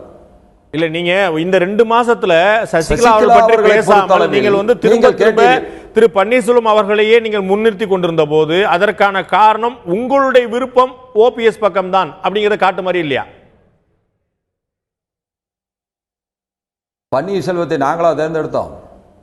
நீங்கள் விரும்பினீர்களோ? தேர்ந்தெடுத்தது அனைத்து இந்திய அண்ணா நீங்கள் திராவிட விரும்பினீர்களோ? முன்னேற்ற கழகத்தினுடைய அவர் சட்டமன்ற தொடர வேண்டும் என்று உறுப்பினர்கள். பாஜக அரசு விரும்பியதோ? என்ன பாண்டே, மற்றவர்களுக்கு வேண்டுமானால் இது போன்ற உண்மைகள் அப்பப்போது மறந்து கொண்டு இருக்கலாம். நீங்கள் கூடவா இதையெல்லாம் மறந்து விடுவது? நான் கேட்கிறேன், அதுல உங்களுக்கு ஆர்வம் இருக்குமோ? நான் ஒன்றை சொல்லுகிறேன், சசிகலா அவர்களுடைய திறமை பற்றி நீங்கள் குறிப்பிட்டீர்கள். நான் ஒண்ணும் குறிப்பிடலையே. தனிப்பட்ட முறையில் நான் எதுவும் குறிப்பிடல. அரசியலை ஆய்வு செய்வதாகட்டும், அரசியல் பிரச்சனைகளை உள்வாங்கிக் கொள்வதாகட்டும் சசிகலாவிடம் நிச்சயமாக திறமைகள் இருக்கிறது என்பதை நான் மறுக்கவில்லை. ஆனால் சசிகலாவிற்கு இருக்கின்ற திறமைகள், அந்த திறமைகளை கொண்டு அவர் இந்த பிரச்சனைகளை எல்லாம் எப்படி அணுகப் போகிறார் என்பதில் பல்வேறு மாற்று கருத்துக்கள் இருக்கத்தான் செய்கிறது. குறிப்பாக சசிகலா அவர்களுக்கு சத்துரு எங்கே இருந்து வருகிறது என்று நான் கருதுகிறேன் என்று சொன்னால், அவரும் அவரை சார்ந்திருக்கின்ற குடும்பத்தினரிடையிலே இருந்துதான் வரும் என்று நான் கருதுகிறேன். குறிப்பாக அண்ணன் நடராஜன் அவர்களிடத்திலே இருந்து தேவையற்ற கருத்துக்கள், பொறுப்பற்ற பேச்சுக்கள், சமூக நலனுக்கு எதிரான வார்த்தைகள், தமிழகத்தினுடைய அமைதிக்கு பங்கம் விளைவிக்கின்ற சொற்றொடர்கள் எல்லாம் சசிகலா அவர்கள் எப்படி இனிமேல் கையாள போகிறார் என்பதிலே தான் அவருடைய வெற்றி அமைந்திருப்பதாக நான் கருதுகிறேன். இல்ல, திரு நடராஜன் தேவையில்லாம பாஜக பற்றி விமர்சனம் வைக்க வேண்டிய அவசியம் என்ன? பாஜக அதிமுகவையும் அதிமுக ஆட்சியும் இரண்டாக பிரித்து பார்க்கிறது அப்படிங்கிற ஒரு எண்ணம் அவருக்கு வரப்போய் தான் அவர் இந்த விமர்சனம் வைக்க முடியும். ஏன் ஒரு ஆளுங்கட்சியை, மத்திய ஆளுங்கட்சியை ஏன் அவர் தேவையில்லாம பச்சுக்கணும்? அவருக்கு இந்த அச்சம் இருப்பதனால தானே. நான் தான் தெளிவாக சொல்கிறேனே, நடராஜன் அவர்களுடைய பேச்சுக்கும் மத்திய அரசினுடைய அணுகுமுறைக்கும் ஏதாவது சம்பந்தம் இருந்ததா? நடராஜன் தன்னுடைய மனதிலே இருக்கின்ற பிரிவினை எண்ணங்களை அவர் வாரி கொட்டுகிறார். அதற்கு மத்திய அரசு என்ன செய்ய முடியும்? இல்ல, ஏன் அந்த விமர்சனத்தை வைக்கணும்னு கேட்கிறேன். தேவையில்லாம யாராவது ஒருத்தர் சொல்லுவாங்களா? ட்ரம்ப்பை பத்தி யாராவது இங்க பேசிட்டு இருப்பாங்களா? இது சரியான கேள்வி. ஆனால் நீங்கள் கேட்க வேண்டிய இடம் நடராஜன் அவர்கள். இப்பொழுது நீங்கள் இந்த ஊடகத்தின் வாயிலாக வைக்கின்ற கேள்வியை அவர் கேட்டு தன்னை திருத்திக் கொண்டார் என்று சொன்னால் அது அனைத்து இந்திய அண்ணா திராவிட முன்னேற்ற கழகத்திற்கு நன்மை பயப்பதாக அமையும். குறிப்பாக சகோதரி சசிகலா அவர்களுடைய புதிய பொறுப்பிற்கு வர இருக்கின்ற இந்த சூழ்நிலையில் அது வலு சேர்ப்பதாக இருக்கும். இதை மனதிலே கொள்ள வேண்டியது நீங்களோ நானோ அல்ல, நடராஜன் அவர்கள் தான். நீங்கள் சசிகலா அவர்களுடைய எலிவேஷன், அவர் முதலமைச்சராக பதவியேற்க உள்ளதை நீங்கள் பாசிட்டிவா பாக்குறீங்களா, நெகட்டிவா பாக்குறீங்களா? இதில் நாங்கள் பார்ப்பதற்கு ஒன்றும் இல்லை. மக்கள் அனைத்து இந்திய அண்ணா திராவிட முன்னேற்ற கழகத்திற்கு அவசர முடிவு சொல்றாங்க. நீங்க பார்க்க வேண்டியது காங்கிரஸ் கட்சியில 3 பார்வை, காங்கிரஸ் கட்சியில 3 பார்வை, பாஜக 3 பார்வை விட்டு 2 மாத காலம் கூட காத்திருக்க இயலவில்லை. கடந்த வரலாறு அமைச்சரவை மாறிக்கொண்டே இருக்கும். அதுதான் அனைத்து இந்திய அண்ணா திராவிட முன்னேற்ற கழகத்தினுடைய வரலாறு. இந்த புதிய வரலாறு என்னவாக இருக்கிறது என்கின்ற பயம் எல்லோருக்கும் வருவது இயற்கை. காங்கிரஸ் கட்சியில ரேணுகா சௌத்ரி ஒரு பார்வையும், திரு சிதம்பரம் ஒரு பார்வையும், திரு திருநாவுக்கரசு ஒரு பார்வையும் வச்சாங்க. பாஜக அதே மாதிரி நிலவுதோ? தமிழிசை சவுந்தரராஜன் ஒரு பார்வை வைக்க, சுப்பிரமணிய சாமி ஒரு பார்வை வைக்க, நீங்கள் ஒரு பார்வை சொல்றீங்களோ? அங்கே ஒரு 3 பார்வை 4 பார்வையா இருக்குதோ? அப்படி எந்த மாற்றமும் நான் சொல்லவே இல்லையே. நாங்கள் அதை தெளிவாகத்தான் இருக்கிறோம். நான் தெளிவாக சொன்னேன். திரு சுப்பிரமணிய சாமி பாஜகவுடைய பாராளுமன்ற உறுப்பினர், அகில இந்திய பொறுப்பில் இருக்கக்கூடியவர். அவர் சொல்கிறார் இதுல எந்த தவறுமே கிடையாது, அவர்கள் பொறுப்பு இருக்கலாம், அதுல எந்த தடையும் கிடையாது, அவர் வாய்ப்பு கொடுப்பாங்க சொல்றார். சசிகலா தமிழிசை சவுந்தரராஜன் அவர்கள் என்ன அவசரம் இப்ப அப்படின்னு கேட்கிறாங்க. முரண் இல்லையா? அரசியல் சாசன, நீங்க ஒன்றை புரிந்து கொள்ள வேண்டும். அரசியல் சாசனப்படி தேர்ந்தெடுக்கப்பட்ட கட்சியினுடைய பெரும்பான்மையான உறுப்பினர்கள் ஒன்று கூடி தங்களுடைய தலைமையை மாற்றுவதற்கான உரிமை இருக்கிறது. அவர்கள் மாற்றி இருக்கிறார்கள். இது சட்டப்படி சரி. ஆனால் 2 மாதத்திற்கு முன்பாகத்தான் ஒருவரை தங்களுடைய ஒருமனதாக தேர்ந்தெடுத்தார்கள். அதை மாற்ற வேண்டிய அவசியம் என்ன என்று கேட்கின்ற உரிமை எதிர்க்கட்சிகளுக்கு இல்லையா? ஓகே, 2009 பாஜகவுடைய பிரதமர் வேட்பாளராக திரு அத்வானி அவர்கள் இருந்தார். 2014 அவரை மாற்ற வேண்டிய அவசியம் என்ன? அவர் செயல்படாமல் போயிட்டாரா? அவர் பாராளுமன்ற உறுப்பினரா இல்லையா? அவரால் செயல்பட முடியலையா? நரேந்திர மோடியை கொண்டு வர வேண்டிய அவசியம் என்ன அப்படின்னு எதிர்க்கட்சி கேட்டாங்களா? 2 மாதத்திற்கு முன்பாக அத்வானி தான் பிரதமர் என்று சொல்லிவிட்டு 2 மாதத்திற்கு பிறகு மோடி தான் பிரதமர் என்று பாஜக சொல்லி இருந்தால் இன்னும் கடுமையான விமர்சனங்கள் வந்திருக்கும். இல்ல, ஒரு தேர்தல்ல முதல் பிரதமர் வேட்பாளராக அவருடைய செயல்திறனில் பாஜக நம்பிக்கை கொள்ளலையா? ஆட்சியை பார்த்த பின்பு அதற்கு பிறகு ஒரு புதிய தலைமை உருவாகிறது. அதை நாங்கள் முன்னிறுத்தி தேர்தலை சந்திக்கிறோம் என்பதற்கும் இதற்கும் என்ன சம்பந்தம் இல்ல அப்ப திரு அத்வானியை விட நரேந்திர மோடி செம்மையா செயல்பட முடியும், திரு அத்வானியை விட நரேந்திர மோடி செம்மையா செயல்பட முடிவுக்கு வந்துச்சா? அத மாதிரி வந்து பன்னீர்செல்வத்தை விட சசிகலா செம்மையா செயல்பட முடிவுக்கு அவர் வந்திருக்கலாம் இல்லையா? நான் அதை ஒன்றும் விமர்சிக்கவில்லையே. நான் என்ன சொல்கிறேன் என்று சொன்னால் 2 மாதத்திற்குள்ளாக ஏன் மாற்றம்? அப்பொழுது ஒரு நிலையான அரசு தமிழகத்திலே செயல்பட முடியாத, ஒரு நிலையான தலைமை தமிழகத்திலே இருக்காத ஒரு புதிய அரசியல் சூழ்நிலையை தேர்ந்தெடுக்கப்பட்ட அனைத்து இந்திய அண்ணா திராவிட முன்னேற்ற கழகம் ஏன் உருவாக்க வேண்டும் என்பதுதான் எங்களுடைய கேள்வி. ஓகே, திரு கே அழகிரி அவர்கள்ட்ட நான் கேட்க விரும்புகிற விஷயம், இதுல அடுத்தடுத்த வாய்ப்புகள் என்ன அப்படிங்கிற பொறுத்து காங்கிரஸ் கட்சி ஒரு துண்டை போட்டு வைக்கிறதுக்கான முயற்சியில் இருக்குதா? எந்த மாதிரி போகுது, எந்த மாதிரி வளருங்கிற பார்த்துட்டு நம்ம வந்து கொஞ்ச நாளைக்கு முன்னாடி கட்சியுடைய உயர்மட்ட குழுவில் திரு திருநாவுக்கரசர் சொன்னார், கூட்டணி பற்றி நாம் இப்போ எந்த அவசரம் பட வேண்டியதில்லை, ஏற்கனவே நம்ம எந்த கூட்டணி இருக்கோங்கிற உத்தரவாதப்படுத்திக்க வேண்டியதில்லை, நமக்கான கடைசி வாய்ப்பு எப்போனா இருக்கு, கொஞ்ச நாள் முன்னாடி தானே இப்போ கூட்டணியை திடீர்னு அறிவிச்சார் ராகுல் காந்தி உத்தரப்பிரதேசத்தில், அது மாதிரி நீங்க எல்லாம் நம்ம என்ன மாத்திக்கலாம்னு சொல்லி சொன்னார். ஏற்கனவே அதிமுக பக்கம் ஒரு சாஃப்ட் கார்னர் வச்சிருக்காரோ அப்படிங்கிற விமர்சனத்தில் திரு திருநாவுக்கரசர் இருக்கும்போது நீங்கள் 2 பக்கம் துண்டு போட்டு வைக்கிறதுக்கான முயற்சியில் இருக்கீங்களா காங்கிரஸ் கட்சி? இல்லைங்க, அது அப்படி இல்லை. திருநாவுக்கரசர் அவர்கள் சொன்னது வந்து அதுதான் நடைமுறை. எந்த ஒரு அரசியல் கட்சியோடையும் கூட்டணி வைக்கிற பொழுது அதிகாரத்திலும் நாங்கள் பங்கு வகித்தால் அது 5 ஆண்டுக்கும் அந்த கூட்டணி இருப்பதாக பொருள். தேர்தலில் மட்டும்தான் கூட்டணி, அதிகாரத்தில் பங்கு இல்லைங்கிற பொழுது தேர்தலோடு அந்த கூட்டணி முடிவடைந்து விடுகிறது. அது ஒரு நிரந்தரமான கூட்டணி அல்ல. அதைத்தான் திருநாவுக்கரசர் சொன்னார். அதுதான் காங்கிரஸ் கட்சியினுடைய கொள்கையும் கூட. கூட்டணி விஷயத்தில் காங்கிரஸ் கட்சிக்கு மாற்று கருத்து இல்லை. இதுதான் சசிகலா அவர்கள் வந்து மக்களுடைய தேர்வாக மாறிய பிறகுதான் பொறுப்பேற்றுக்கணும்னு நினைக்கிறீங்களா? இப்போ வந்து விமர்சன பார்வை வைக்கிறது வந்து அதுல வந்து பொறுப்படுத்த வேண்டியதுன்னு நினைக்கிறீங்களா? இல்லை, அதில் நான் பதிவு செய்ய விரும்புவது என்னவென்றால், சசிகலாவை பற்றிய ஒரு கருத்து சொன்னாலே அது அவருக்கு ஆதரவான கருத்தா எதிர்ப்பான கருத்தா என்கிற விவாதம் சரியல்ல. பல பேர் பல கருத்தை சொல்லியிருக்கிறார்கள். ஆனால் ஒரு எதிரி கட்சி போன்றுதான் ஒரு கருத்தை சொல்லக்கூடாதே ஒழிய ஒரு நடுநிலையோடு கருத்து சொல்வதில் தவறில்லை. உதாரணமாக திராவிடர் கழக தலைவர் ஆசிரியர் வீரமணி இப்பொழுது ஒரு கருத்தை சொல்லி வருகிறார். காங்கிரஸ் கட்சியோட கருத்து அவர் என்ன சொல்றார்? இல்லை, அதுதான் நானும் சொல்கிறேன். அதில் காங்கிரஸ் கட்சி வந்து இதற்காக செயற்குழுவை கூட்டி இதுவரைக்கும் எந்த முடிவையும் எடுக்கலை. இது சம்பந்தமாக காங்கிரஸ் கட்சியினுடைய அதிகாரம் மட்டும் சசிகலாவை பற்றி எந்த ஒரு கருத்தையும் சொல்லலை. காங்கிரஸ் கட்சியில் இருக்கிற முக்கிய தலைவர்கள் சில கருத்துக்களை சொல்லி வருகிறோம். அதில் நான் பதிவு செய்ய விரும்புவது என்னவென்றால், திராவிடர் கழக தலைவர் வீரமணி அவர்கள் சொல்லியிருக்கிற பார்வை மிக சரியான பார்வை. தமிழ்நாட்டில் ஒரு கட்சியினுடைய பெரிய தலைவர் இறந்த பிறகு அந்த கட்சி இன்னொருவரை தயார் செய்கிறது. அந்த அம்மையாரோடு நெருக்கமாக இருந்த 33 ஆண்டு காலம் அவரோடு இருந்த, கட்சியினுடைய எல்லா முடிவுகளிலும் பங்கெடுத்த, கட்சியில் யாரை அமைச்சராக போட வேண்டும், யாரை சட்டமன்ற உறுப்பினராக தேர்ந்தெடுக்க வேண்டும், யாரை தலைமை செயலராக தேர்ந்தெடுக்க வேண்டும், யாரை டிஜிபியாக போடணும், அப்படி என்பதையெல்லாம் முடிவு செய்த சசிகலா அந்த இடத்துல வருவதில் என்ன தவறு இருக்கிறது?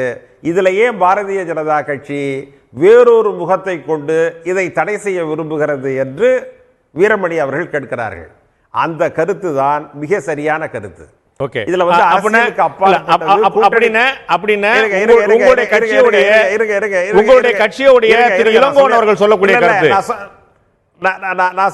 நான் சொல்றதை கேளுங்க. இதுல என்னன்னா, ஆசிரியர் வீரமணி அவர்கள் சொல்லுகிற கருத்து அரசியலுக்கு அப்பாற்பட்டது, கூட்டணிக்கு அப்பாற்பட்டது. இருக்கிற நிலைமையை மிக தெளிவாக அவர் சொல்லியிருக்கிறார்.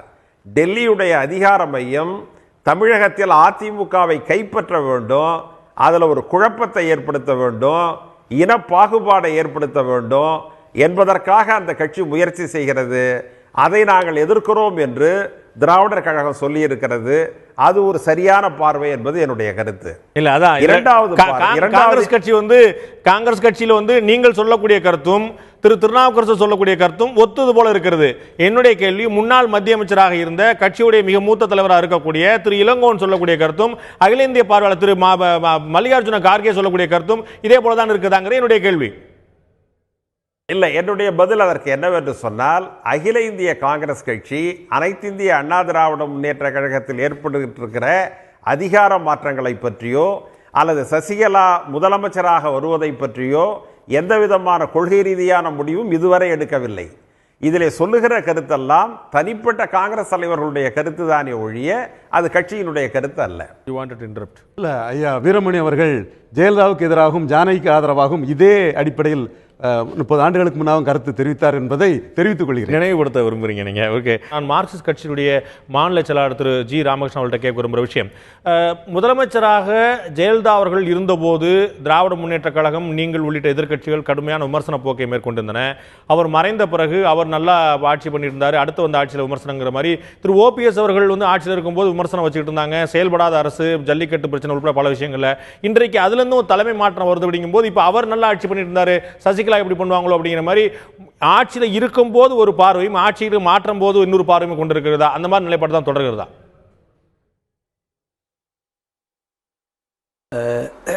பொதுவாக ஆளுங்கட்சி ஒரு முடிவெடுத்திருக்கு.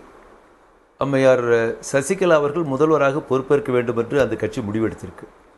ஆளுங்கட்சி எடுத்த முடிவு குறித்து அரசியல் கட்சிகள் கருத்து தெரிவிக்கிற போது ஒவ்வொரு அரசியல் கட்சியினுடைய அரசியல் அணுகுமுறைக்கேற்ப அவங்க எடுக்கக்கூடிய நிலைப்பாடுகள் என்பது அமையும். அநேகமாக ஆளுங்கட்சியை தவிர மற்ற அரசியல் கட்சிகள் அல்லது சமூக அமைப்புகள் சொல்லியிருக்கக்கூடிய கருத்து என்பது அந்தந்த கட்சி அமைப்புடைய அணுகுமுறைக்கேற்ப தான் அவங்க நிலைப்பாடுகளை சொல்லியிருக்கிறாங்க.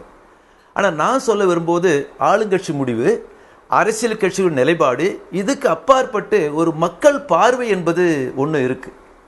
இப்போ நீங்கள் திமுகவோ காங்கிரஸோ பிஜேபியோ நீங்கள் பார்த்தீங்கன்னு சொன்னால், இப்போ பிஜேபி சம்பந்தமாக நான் இதுக்குள்ளே ஆழமாக போக விரும்பலை. இந்த அம்மையார் ஜெயலலிதா அவருடைய மறைவுக்கு பிறகு கடந்த 2 மாத காலமாக தமிழ்நாட்டு அரசியல் பற்றி அந்த பிஜேபி எத்தகைய நிலைப்பாட்டை மேற்கொண்டதோ அந்த நிலைப்பாட்டை ஒட்டி தான் இன்னைக்கு சசிகலா சம்பந்தப்பட்ட அந்த முடிவு என்பது அமையுது. ஆகவே ஒவ்வொரு கட்சியும் அணுகுமுறைக்கு ஏற்ப அவங்களுடைய கருத்து சொல்றாங்க. ஆனால் மக்கள் பார்வை என்று வருகிற போது நீங்க ஏற்கனவே ஒரு கேள்வியை துவக்கினீங்க, அந்த கேள்வியை கேட்கல. அதாவது நேற்று ஆளுங்கட்சி இந்த சசிகலா சட்டமன்ற குழு தலைவர் முதல்வராக வர வேண்டும் என்று முடிவெடுத்தாங்க. இன்னைக்கு காலையில் உச்சநீதிமன்ற நீதிபதிகள் இன்னும் ஒரு வாரத்தில் சொத்து குவிப்பு வழக்கில் நாங்கள் தீர்ப்பை சொல்ல இருக்கிறோம் என்று அறிவிச்சிருக்கிறாங்க. இது மக்கள் பார்வை வருகிற போது சசிகலா அவர்கள் அமைச்சராக இல்லாத போது, சட்டமன்ற உறுப்பினர் இல்லாத போதே அரசு நிர்வாகத்தில் தலையிட்டார், ஆதிக்கம் செலுத்தினார் என்பதற்காக அவர் உள்ளிட்டு மறைந்த முன்னாள் முதலமைச்சர் அம்மையார் ஜெயலலிதா உள்ளிட்டு ஊழல் குற்றச்சாட்டு எழுந்து வழக்கு நடைபெற்று அந்த வழக்கு என்பது இன்னைக்கு மேல்முறையீடு உச்சநீதிமன்றத்தில் விசாரணையில் இருக்கு. இடையில அது ஏற்கனவே விசாரணையுடைய கடைசி கட்டத்தில் தான் ஜாஸ் சினிமா 1100 கோடிக்கு மேல சசிகலா குடும்பத்தை வாங்கினாங்க ஒரு குற்றச்சாட்டு வந்தது. இது இன்னைக்கு உச்சநீதிமன்றம் ஒரு நிறுவனம் இன்னொரு நிறுவனத்தை வாங்குறதுல குற்றச்சாட்டு என்ன இருக்கு? ஒரு நிமிஷம் நான் சொல்லி முடிச்சேன். ஒரு நிறுவனம் இன்னொரு நிறுவனத்தை வாங்குறதுல குற்றச்சாட்டு என்ன இருக்கு?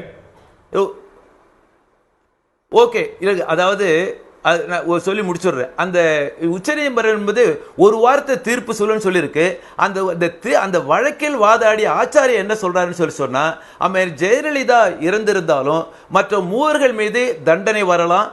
அப்படி தண்டனை வருகிற போது தேர்தலில் போட்டியிடாமல் தடுப்பதற்கான தடை விதிப்பதற்கான அந்த வாய்ப்பு இருக்கிறது என்று சொல்லுகிற போதுதான் மக்கள் மூத்த வழக்கறிஞர் விஜயன் அவர்கள் ஒரு பார்வை சொல்றாரு.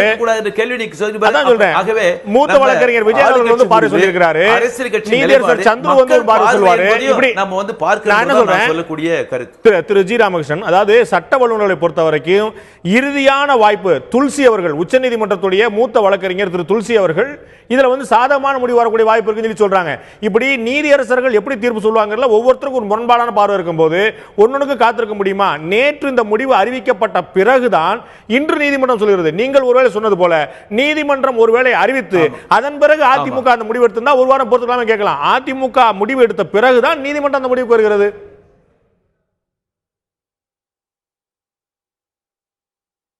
அதாவது நீங்க ஜெயலலிதா மரணத்திற்கு பிறகு அடுத்து அவங்க பொதுச் செயலாளர் தேர்வு செய்யறாங்க. அந்த கட்சியினுடைய முடிவு 2 மாத காலத்தில் இன்னைக்கு இந்த சட்டமன்ற கூட்டம் முடிஞ்ச உடனே அவசரமாக 2 நாளைக்குள்ள சட்டமன்ற கூட்டத்தை கூட்டி இவர் சட்டமன்ற குழு தலைவர் முதலமைச்சராக பொறுப்பேற்க முடிவெடுக்கிற போது இந்த அவசரமாக வருகின்ற போதுதான் அது ஆளுங்கட்சியுடைய உரிமை, அது சட்டம் அவங்களுக்கு அளித்திருக்கக்கூடிய வாய்ப்பு என்றால் கூட அவசரமாக வரும்பொழுது மக்கள் மத்தியில் விமர்சனம் வருவதற்கும் ஒரு ஆழமான ஒரு மாறுபட்ட கருத்து வருவதற்கும் இந்த அடிப்படை காரணம் இதுதான். அதே அவசரங்கிற முடிவை அதிமுக எடுக்கணுமா மாற்று கட்சியில் எடுக்கணுமா? இது அவசரமான முடிவுங்கிறது நம்ம வந்து மார்க்சிஸ்ட் கட்சி எப்படி எடுக்க முடியும்? அந்த கட்சியோட உறுப்பினர் சேர்ந்தெடுக்கக்கூடிய முடிவு இல்லையா? நீங்கள் வந்து திரு ஜோதிபாசுக்கு பதிலாக புத்ததே பட்டாச்சாரியா வந்தார். அது உங்களுடைய முடிவு. காங்கிரஸ் கட்சியில வந்து கேரளால எதிர்ப்புல இருந்தது, தமிழ்நாட்டில் கூட்டணி இருந்தது. இது உங்களுடைய கட்சியுடைய முடிவு. இது உங்களுக்கான சுதந்திரம். அதுல அவசரம் எங்க வந்தது? இரண்டு விதம் கரெக்ட் இல்ல, இரண்டு விதமா பிரிச்சு பார்க்கணும். கரெக்ட் நான் சொல்றேன். அதாவது ஆளுங்கட்சி முடிவெடுப்பதற்கு உரிமை உண்டு என்பதை யாரும் ஆட்சேபிக்கல. அநேகமா அரசியல் கட்சி சொன்னது போற அவங்க உரிமை உண்டு. ஆனா அந்த முடிவு குறித்து விமர்சிப்பதற்கு அரசியல் கட்சிகளுக்கு உரிமை இருக்கிறது, மக்களுக்கு உரிமை இருக்கிறது. அப்படி விமர்சிக்கிற போது ஒரு எதிர்மறையான கருத்து வருவதற்கு இவைகளெல்லாம் வழக்குகள், தீர்ப்புகள், ஏற்கனவே வெளியிலிருந்து அதிகாரம் செலுத்துறவங்க இதெல்லாம் மக்கள் நீங்க சொன்னது போல விமர்சனம் வருவதை புறந்தள்ள முடியாது. நிச்சயமா மறுக்கல. ஆளுங்கட்சி உரிமையை நான் மறுக்கல. இல்ல, பொதுவெளியில் இந்த விமர்சனம் இருப்பதை யாருமே மறுக்கல. நாம மறுப்பதற்கும் மறைப்பதற்கும் ஒண்ணுமே இல்லை. நான் கேட்கிறது, நீதிமன்றம் இன்று அறிவித்து அதிமுக தலைமை நாளை இந்த முடிவு எடுத்திருந்தால் நாம வந்து லாஜிக்கலான ஒரு கேள்வி எழுப்ப முடியும். நேற்று வந்து அதிமுக அந்த முடிவு எடுத்திருக்கிறது. உச்சநீதிமன்றம் இன்று இந்த தீர்ப்பு சொல்லிருக்கு. அதுவும் கர்நாடகா போய் மென்ஷன் பண்ண போய் தான் சொல்லியிருக்கு. இல்லாட்டி உச்சநீதிமன்றம் சொல்லிருப்பாங்களான்னு தெரியாது. ஒரு வாரம் பொறுத்துங்க, just wait for one more week அப்படின்னு சொல்லிருக்காங்க. அவ்வளவுதான். சோ ஒரு வாரங்கிறது 13ஆம் தேதியா 14ஆம் தேதியா 15ஆம் தேதியா இன்னும் தெரியல. சோ இது அதிமுக அவசரப்பட்டதுங்கிற முடிவுக்கு நம்ம வர முடியுமா? அதாவது இது 2 மாத காலத்தில் பல வளர்ச்சி போக்கள் வருகிற போது அவங்க சம்பந்தமாக ஒவ்வொரு நகரத்திலும் பொதுச் செயலாளர் அநேகமாக அந்த டிசம்பர் 5ஆம் தேதி நம்ம ஜெயலலிதா மறைவு, அடுத்து வந்து பொதுச்செயலாளர் தேர்வு செய்கிறது, அடுத்து வருகிற போது இதை ஒட்டி ஒன்னொன்னா அந்த அரசியல் அந்த நகர்வு ஏற்படுகிற போது மக்கள் மத்தியில் எழக்கூடிய சந்தேக விமர்சனம் என்பதை நான் சொல்றேன். ஆளுங்கட்சி உரிமை யாரும் மறுக்க முடியாது. அப்படி வருகிற போது தான் குறிப்பாக அந்த உச்சநீதிமன்ற தீர்ப்பு நேற்று அவங்க முடிவெடுத்தாங்க. இன்னைக்கு தான் உச்சநீதிமன்ற நீதிபதிகள் சொல்றாங்க. உச்சநீதிமன்ற தீர்ப்பு, அந்த தீர்ப்பினுடைய அம்சம் என்பது ஒருவேளை வந்து சட்டமன்ற தேர்தல் போட்டியிட முடியாது, போட்டியிடக்கூடாது என்று அந்த தீர்ப்பு வறுமையானால் எப்படிப்பட்ட விளைவுகள் ஏற்படும் என்பதையும் கணக்கில் எடுத்துக்கொள்ளுதான் நான் சொல்றேன். நீங்க வந்து இப்படிதான் தீர்ப்பு வருங்கிற முன்மொழிவுல இருக்கிறீங்க. அந்த தீர்ப்பு மாறி வரல. தீர்ப்பு வந்து 3 விதமான பார்வைகளுக்குள்ள வர முடியும். ஒன்று, சசிகலா மற்றும் இருவருக்கு சாதகமான தீர்ப்பா இருக்கலாம், அல்லது அவர்களுக்கு முற்று முதலான எதிர்ப்பான தீர்ப்பா இருக்கலாம், அல்லது முரண்பட 2 நீதிபதிகள் கொண்ட அமர்வுங்களால முரண்பட்ட தீர்ப்பா இருக்கலாம். இந்த 3 முடிவுல இந்த முடிவு தான் வரணுங்கிற முன்முடிவுக்கு நாம ஏன் போனோம்? அதாவது நீங்க சொல்ற மாதிரி தீர்ப்பு எதுவாக வேணும் இருக்கலாம். ஆனா தீர்ப்பு என்று வருகிற போது அது வந்து தலை மேலே தொங்கிக்கிட்டு இருக்கிற கத்தி சாதாரணமா இல்ல. ஏற்கனவே நீங்க அந்த விசாரணை செய்த சிறப்பு நீதிமன்றம் தண்டனை அளித்தது, கர்நாடக உயர்நீதிமன்றம் விடுதலை செய்தது, மீண்டும் உச்சநீதிமன்றத்துக்கு மேல்முடி சென்றது.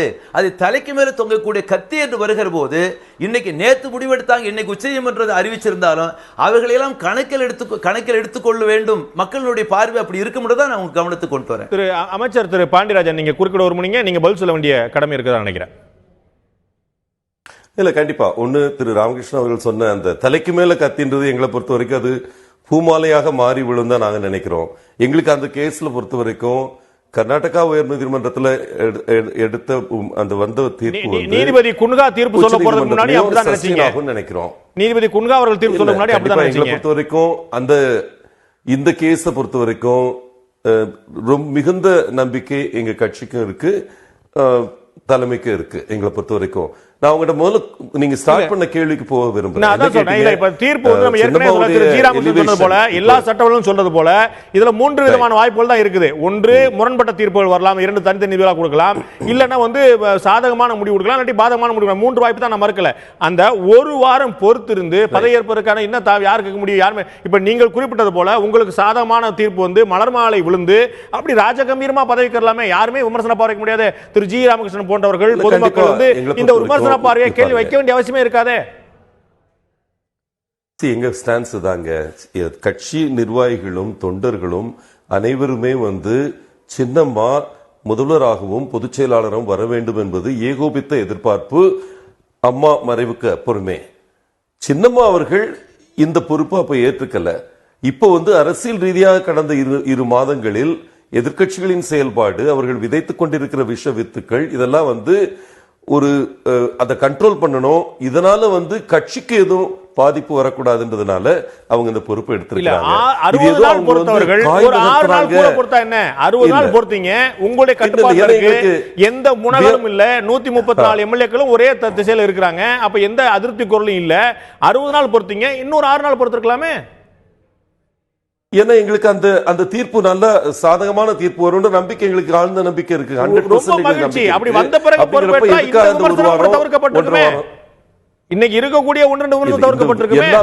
சார் இங்க பாருங்க, என்ன முடிவு எடுத்திருந்தாலும் விமர்சிக்கிறவர்கள் விமர்சித்து தான் இருக்க போறாங்க. குறிப்பா வந்து திமுக இதுல வந்து விமர்சிக்கிறார்கள் என்றால் அதற்கு ஆழ்ந்த காரணம் அவங்களுடைய உள்ளார்ந்த பயம். இன்னைக்கு தேதிக்கு வந்து அரசியல் ரீதியாக வலிமை பெற்ற ஒரு அனைத்து இந்திய அண்ணா திராவிட முன்னேற்ற கழகத்தின் தலைமை வந்துருச்சு அப்படின்ற எண்ணத்துல தான் அவங்க பண்றாங்க. ஒரு ஆங்கிள் வந்து ஒரு பெண் மீண்டும் வந்திருக்கிறாங்க அதிமுகவோட தலைமைக்குன்றதும் கூட ஒரு காரணமா இருக்கலாம். இந்த நிகழ்ச்சியில பங்கேற்கக்கூடிய காங்கிரஸ் கட்சியோ மார்க்சிஸ்ட் கட்சியோ பாரதிய ஜனதாவோ மிக கவனமாக வார்த்தைகளை பிரயோகப்படுத்தி வைக்கிறாங்க அந்த பிரதிநிதிகள். ஆனால் நான் சொல்றது திமுக. ஆனா பொதுமக்கள் மத்தியிலும் சமூக ஊடகங்களில் இருக்கக்கூடிய விமர்சனம், அது வரக்கூடிய வீழ்ச்சி, இதை வந்து புறந்தளிர முடியுமா? சமூக ஊடகங்களை பொறுத்த வரைக்குங்க, இங்க பாருங்க, ஒன்னு first I want to make you statement correct. AIADMK தொண்டர்களை பொறுத்த வரைக்கும் சந்தோஷமா இருக்கிறாங்க. இத முதல்ல 60 நாட்களுக்கு முன்னால அம்மாவை இழந்து தவிச்சுக்கிட்டு இருக்கிற பிள்ளைங்க எதையும் கொண்டாடுவாங்க நீங்க எதிர்பார்க்க முடியாது. சோ அதனால திரு ஓபிஎஸ் அவர்கள் பொறுப்பெடுத்தப்போ வந்து எந்த ஒரு கொண்டாட்டமும் கிடையாது. It was a very solemn event, somber event. அந்த டைத்துல வந்து கொண்டாட்டங்கள் இருக்கிற வாய்ப்பே கிடையாது. இப்பவும் கூட நீங்க மிகப்பெரிய கட்சியுடைய பொதுச் செயலாளர் 60 நாள் உங்க கட்சியுடைய பொதுச் செயலாளர் இந்த தலைமை பொறுப்புக்கு, அதாவது சட்டமன்ற குழு தலைவராக தேர்ந்தெடுக்கப்பட்ட போது சொன்ன வார்த்தை என்ன? 60 நாட்கள் முன்னாடி இந்த ப்ரொபோசலை, இந்த பரிந்துரையை முதலில் செய்ததே திரு பன்னீர்செல்வம் அவர்கள் தான். ஆனால் அன்று நான் எதையும் ஏற்கும் மனநிலை இல்லை.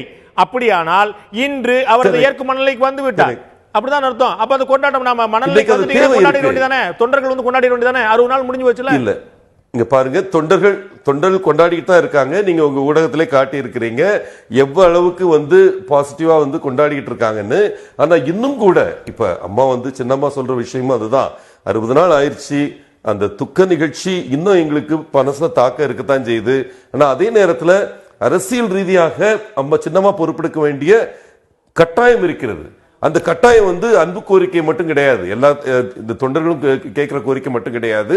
இன்னைக்கு இந்த விஷ வித்துக்கள் வளரக்கூடாதுன்ற ஒரு முக்கியமான கருத்து அதுல இருக்குன்னு நான் நினைக்கிறேன். என்னை பொறுத்த வரைக்கும் இந்த கட்சிகளை பத்தி நான் பேசல.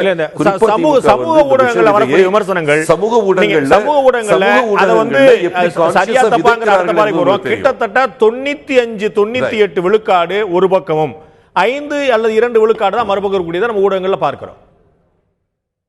ஐயா, சென்ற தேர்தல் அப்போ உங்களுக்கே தெரியும் எப்படி திமுக உருவாக்குன அந்த 100 பேர் டீம் வந்து இந்த விஷ வித்துவை பரப்புவதற்காக பணம் கொடுத்து பரப்புனாங்கன்னு உங்களுக்கு தெரியும்.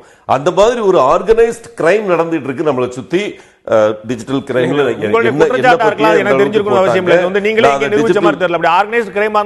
நீங்க சட்ட நடவடிக்கை கூட எடுத்துக்கலாமே, ஆட்சியாளர் இருக்கீங்களே. நானே எடுத்திருக்கேங்க. என்னை பத்தி அவங்க போட்ட கமெண்ட்ஸ் அந்த டயத்துல வந்து நான் அதை டிஜிட்டல் இதுல கொண்டு போய் அதை வந்து ஆக்ஷன் எடுத்து அதுக்கு மன்னிப்பு கடிதாசு கொடுத்திருக்கிறாங்க. அந்த மாதிரி விஷயங்கள் வந்து நாங்க பெரு ஊடகங்கள்ல நீங்க அதை எடுத்துக்கிறது கிடையாது. டிஜிட்டல் மீடியா பொறுத்தவரைக்கும் உங்களோட மன்னிப்பு கடிதம் கொடுத்தது திமுகவா? இல்ல அந்த அதை போட்டவங்க அந்த இது மாதிரி அம்மா இறந்தப்ப இவர் இந்த மாதிரி பண்ணிட்டு இருந்தாருன்னு சொல்லி ஒரு ஃபிக்டிஷியஸா ஒரு படத்தை போட்டு ஒரு தனிநபர் செய்ததும் அதற்கு அவர் மன்னிப்பு கேட்டதும் திமுகவுடைய திட்டமிட்ட முயற்சி அப்படின்னு சொல்லி எப்படி சொல்ல முடியும்?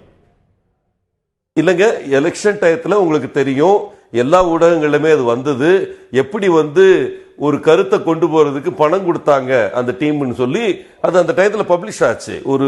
ஒரு இதை வந்து ரீட்வீட் பண்ணீங்கன்னா இவ்வளவு பணம், அந்த மாதிரி ஒரு மாடல்ல கொண்டு போனது எல்லாருக்கும் தெரிஞ்ச விஷயம் தான். பேசப்பட்ட விஷயங்கள் பேசப்பட்டது. அதிமுகவினர் காசு கொடுத்தாங்க, திமுக காசு கொடுத்தாங்கன்னு மாறி மாறி எல்லா கட்சியிலும் எல்லா கட்சியும் குற்றச்சாட்டு சொல்லிட்டே இருந்தாங்க. சோ அது பேசப்பட்ட விஷயங்களுக்கெல்லாம் வச்சு நம்ம ஒரு ப்ரூஃப் இருக்குன்னு சொல்ல முடியுமா?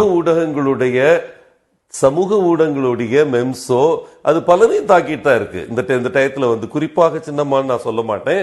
என்னை பொறுத்த வரைக்கும் சமூக ஊடகங்களுடைய சென்சிங்கும் பாருங்க, தெருவில் இருக்கிற அந்த தொண்டர்களுடைய உணர்ச்சியும் பாருங்க. சின்னம்மாவுடைய எலிவேஷன் வந்து அனைவராலும் வரவேற்கப்படுகிறது. இல்ல, நான் வந்து தொண்டர்கள் பத்தி கேள்வி எழுப்பல. நான் வந்து தொண்டர்கள் பத்தி கேள்வி எழுப்பல. தொண்டர்கள் அத்தனை பேரும் ஒரே திசையில் இருக்கிறாங்க. அதிமுக பாராளுமன்ற உறுப்பினர்கள், சட்டமன்ற உறுப்பினர்கள், நிர்வாகிகள் எல்லாம் ஒரே திசையில் இருக்கிறாங்கன்னு வச்சுக்கிறேன். நான் வந்து அதிமுகவுல குழப்பம், பிளவு, விரிசல் நான் யோசிக்க கூட இல்ல. நான் கேட்கறது பொதுமக்கள் மத்தியில, வெகுஜனங்கள் மத்தியில, சாமானியர்கள் மத்தியில, சமூக ஊடகங்கள் மத்தியில இருக்கக்கூடிய மாற்று பார்வை, இது வந்து மக்களுடைய கருத்தா நீங்க பார்க்கலையா? இல்ல, இங்க பாருங்க, என்னை பொறுத்த வரைக்கும் சின்னம்மா அவர்கள் அவங்க பெர்ஃபார்மன்ஸை ஸ்டார்ட் பண்ண உடனே இங்க இப்ப இருக்கிற மாற்று கருத்துக்களோட மாறிவிடும் அப்படின்றது என்னுடைய ஆழ்ந்த நம்பிக்கை. இன்னைக்கு தேதிக்கு எதிர்ப்பு கருத்துக்கள் அவங்களுடைய ஏதோ அவங்க நினைச்சிட்டு இருக்கிற ஒரு பேக்ரவுண்ட், குறிப்பாக இன்னைக்கு நடந்த அந்த பிரஸ் மீட், அந்த டாக்டர்களை வச்சு நடத்தின பிரஸ் மீட் வந்து பல ஹேசி திங்ஸை கிளியர் பண்ணிருக்குன்னு நினைக்கிறேன். குறிப்பாக வந்து டாக்டர் ரிச்சர்ட் பீல் அவர்கள் வெளிப்படுத்திய பல விஷயங்கள், அப்பல்லோல வெளிப்படுத்திய பல விஷயங்கள். ஏன்னா திமுகவுடைய விஷ வித்து, அதனுடைய வேர் வந்து இதுல தான் இருக்கு. அம்மாவோட மரணத்துல ஏதோ ஒரு பெரிய மிஸ்ட்ரி இருக்கு, மர்மம் இருக்கு, அதை சொல்லி சொல்லி இது பண்ணிட்டு இருக்காங்க. இன்னைக்கு தமிழக அரசாங்கம் அரேஞ்ச் பண்ண பிரஸ் மீட் இது. அதுல வச்சு இன்னைக்கு பாத்தீங்கன்னா அந்த 3 மருத்துவர்களும் அவ்வளவு அழகா தெளிவுபடுத்தி இருக்கிறாங்க. அதுலதான் ஒரு கேள்வி இருந்திருக்குது. அதுலதான் மிக முக்கியமான கேள்வி இருக்கிறது. அந்த ஊடகவியலாளர்கள் வந்து அந்த மருத்துவர்களையும் கேட்டார்கள். அந்த காலையில அந்த பகல்ல வந்து அந்த செய்தியாளர் சந்திப்பு நடக்கிற வரைக்கும் இது யார் ஏற்பாடு பண்ணதுன்னு சொல்லப்படவே இல்லை, யாருக்குமே தெரியவில்லை. ஆனால் ஊடகவியலாளர் சந்திப்பின் போது இது எதற்காக ஏற்படுத்தப்பட்ட போது ஒரு டாக்டர் வேற மாதிரி சொல்றாரு, ரிச்சர்ட் பீல் வந்து தான் தெளிவுபடுத்துகிறார், இது அரசு என்னை கேட்டுக்கொண்டது, அவர்கள் ஏற்பாடு செய்ததுன்னு. அரசு கேட்டுக்கொண்டதாக இருந்தால் சுகாதார அமைச்சரோ சுகாதார செயலரோ உடனிருந்து நடத்தாமல் ஒரு தனியார் ஹோட்டல்ல போய் நடத்த வேண்டிய அவசியம் என்ன? அந்த கேள்வி முழுமைக்கும் பதிலளிக்கப்பட்டு விட்டதா? நான் திரு ரவீந்திரன் துரைசாமி அவர்கள்ட்ட கேட்க ஒரு விஷயம், இந்த ஒட்டுமொத்த எபிசோடு நம்ம பார்க்கும்போது, சசிகலா அவர்களுடைய எலிவேஷனை பார்க்கும்போது, நடைமுறை உண்மைக்கும் சட்டப்படியான விஷயங்களுக்கும் இருக்கக்கூடிய முரண் தான் உறுத்துதா? 69ல 67ல வந்து அண்ணாவுக்காக வாக்களித்திருந்தார்கள். ஆனால் 69ல கலைஞர் வந்து திராவிட முன்னேற்ற கழக தலைவராக முதலமைச்சராக தேர்ந்தெடுக்கப்பட்டார்.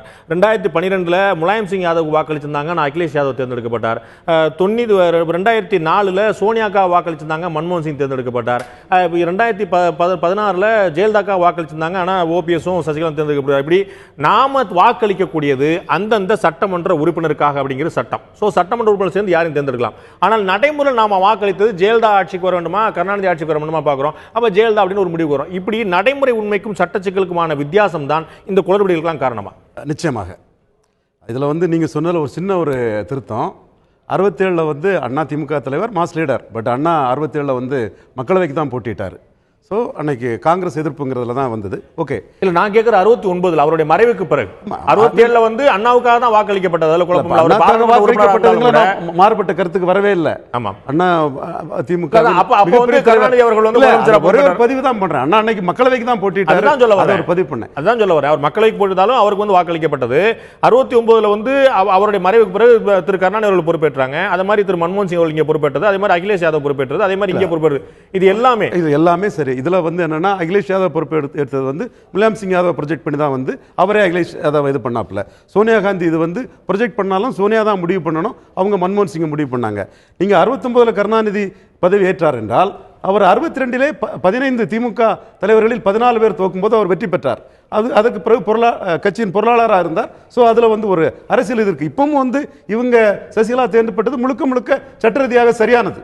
அது அவங்க இருக்காங்க இல்லைங்கிறதெல்லாம் ரெண்டாவது விஷயம். அந்த கட்சி எம்எல்ஏக்கள் அவர்களோட முடிவு, அவங்களை ஒட்டுமொத்தமாக தேர்ந்தெடுக்கிறார்கள். முதலமைச்சராக இருந்தவரே முன்மொழிந்திருக்காருங்க போது வந்து இதுவே சட்டப்படி போதுமானது. என்றாலும் வந்து என்ன பிரச்சனை வருகிறது என்றால், இந்த அளவுக்கு இந்திய அளவில் பார்த்தால் ஒரு அரசியலில் கட்சியில் எந்த பதவியும் இல்லை.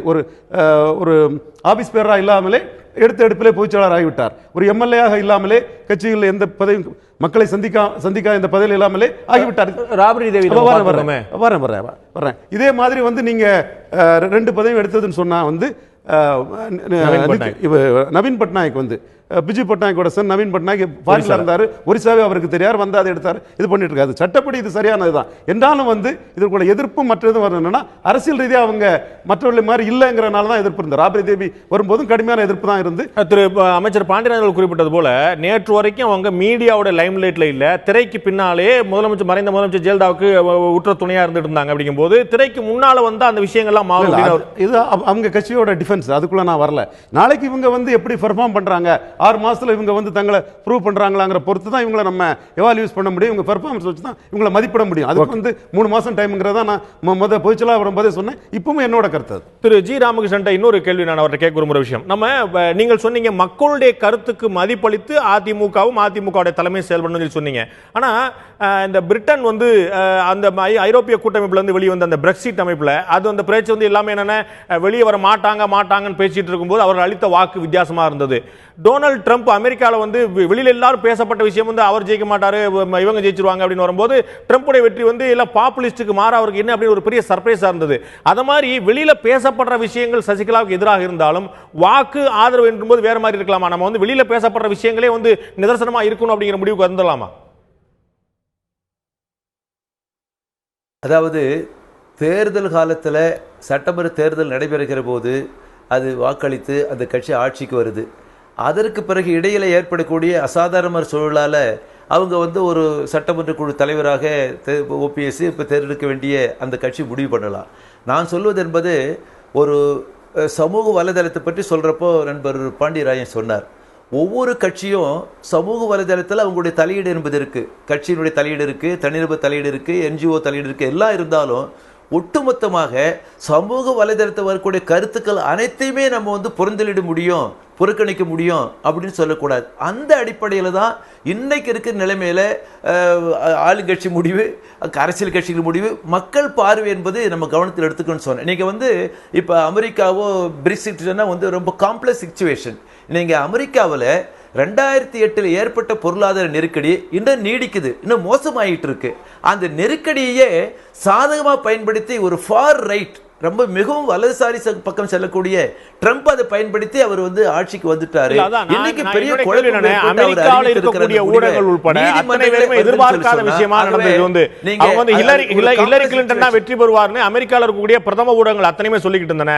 பிரெக்சிட்ல வேற நிலைப்பாடு எடுப்பாங்கன்னு சொல்லி பிரிட்டனுடைய நிலைப்பாடுலாம் சொல்லிட்டு இருந்தாங்க. ஆனா வந்து நிலைமை நடந்தது வேற, மைக்ரோ டிஃபரன்ஸ் இருந்தாலுமே கூட இந்த முடிவு வந்து நம்ம எல்லாருமே நினைக்கக்கூடியது பாப்புலிஸ்டா ஒன்னு இருக்குது, இப்படித்தான் அதிருப்தி இருக்குது, எதிர்ப்பு இருக்குது சொல்லிட்டு இருக்கும்போது, ஆனால் முடிவு மக்களுடைய முடிவு வேற இருந்தா நமக்கு 2 உதாரணங்களை பார்த்திருக்கோம் இல்லையா?